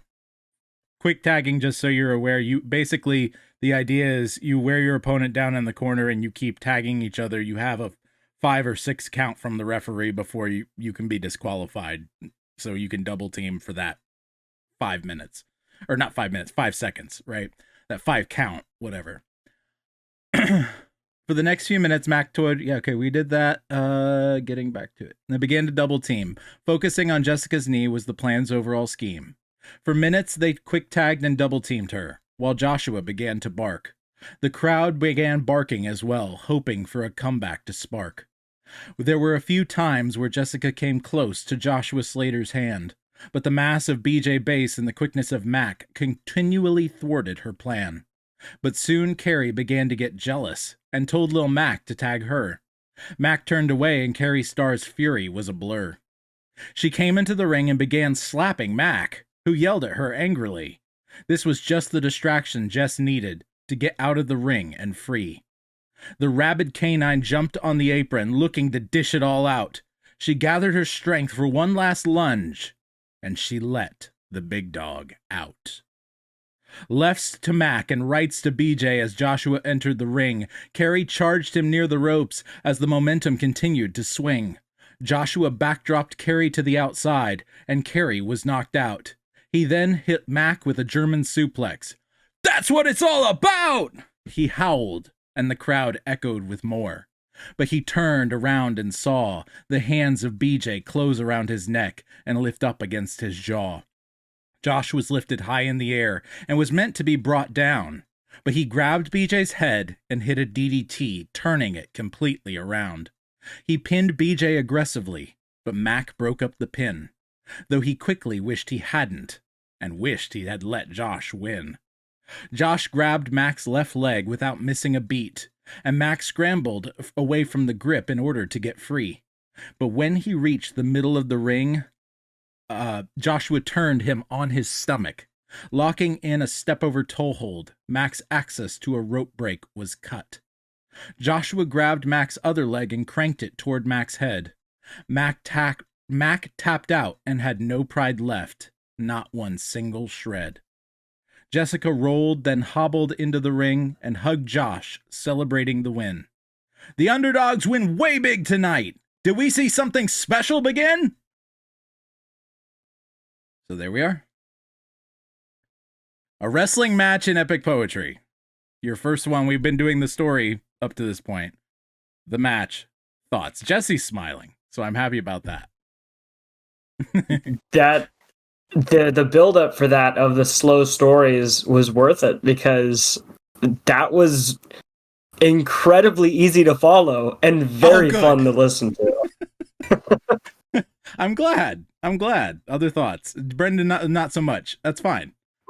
Thoughts? I don't. There were a couple of points where you lost me, but yeah. Overall, generally I understood what was going on. Like you allow for the reader to put in what they can, and that's fine. Yeah. You were able to follow the momentum swings fairly well, right? Yeah, the momentum. Yeah, the macro of the story. Yes. Okay. The specific individual moves and stuff. Yeah. Some of the names, I got lost. Yeah. I +1 to what Brendan said there. I'll have to listen to everything again. Sure. Yeah. If you all are at all curious enough, you can look up any of these moves. There's plenty of images of them on YouTube. What I plan to do when I start publishing these as storytelling videos is either use actual clips as examples of the move as B-roll over me telling the story, or potentially video game footage reference. That's a little bit harder to get, but it's possible anyway.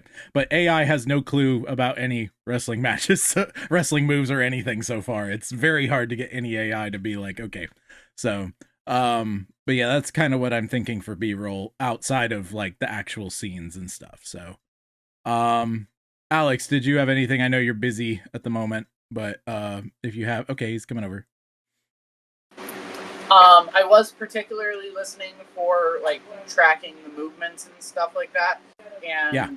As I said, I'm busy. I was only able to track for the first half or so intentionally. Yeah. But for the first half, I definitely did track whenever she was like behind him at the beginning and then got thrown back, pinned into the corner, kept there, toying with her, all that. Like I was able to track that movement relatively well. Even with no knowledge of any of the moves that you're talking about. I feel like I was able to track the movement relatively well. Fantastic. So yeah, one very subtle thing I was wondering if anyone caught. The announcers talk about Rothschild. Keep in mind, he's like a suit within the company. He's one of the people who helps pay, who makes sure people get their checks and stuff. So I was trying to say that like Jerry Lane, the one who sounds like this, was basically saying that the Rothschild is stacking the deck against her, and the other one's like, I don't know if you all noticed that or not. But yeah, that's in there. So, but yeah. Any other thoughts at all? I'm not super privy to wrestling terms. I didn't really know what the moves were. And I think the only thing that does is provide a little more of a visual. But the overall, push, pull, offense, defense, that's all of that is very apparent. It's clear what's going on in those stanzas surrounding the 2-word or 3-word names. Because those are just saying here, those are the words that you're using to rhyme what the actual story is. You don't need to know what a trifold or whatever would a German be. Suplex, a DDT, all that stuff. Yeah. Yeah, in order to realize this person is losing the fight, right? Well, and I thought that was DDT, for example. It says Mac or Big BJ Bass picks him up under his chin. He grabs his neck and just straight lifts him, right? It's just ridiculous. And then Josh reaches over, grabs his head. What you would know from MMA is you're reaching back around the back of the head and hooking it, right? For falling back to the ground and driving his head into the mat. Right? So sort of like a guillotine fall back sort of a thing, right? And so I said he wrapped his arm around BJ's neck and hit a DDT. So at least kind of the move he's going for, even if you've never seen a DDT, right? I'm trying to give you the setup and then the proper name, without giving you the full description of the move. Well, I think it would be. I honestly think it would be lazy if you just said he did this move.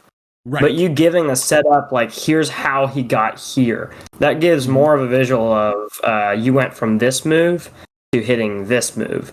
And so for the people who do their homework or the people who, like pro wrestling, they're going to already be familiar with all these and they're just going to, get hit with more dopamine than the awesome rhymes. Right. Because they're going to be like, hey, I know what these actually are. As far as the audience who is not in that niche, they're still going to be able to follow everything that's going on. Mine is knowing exactly how their arms looked at the time. Because wrestling looks the same to people who don't know how to wrestle. Right. Yep. I appreciate it, guys. Anything further for the show tonight, or should I go ahead and wrap the show proper?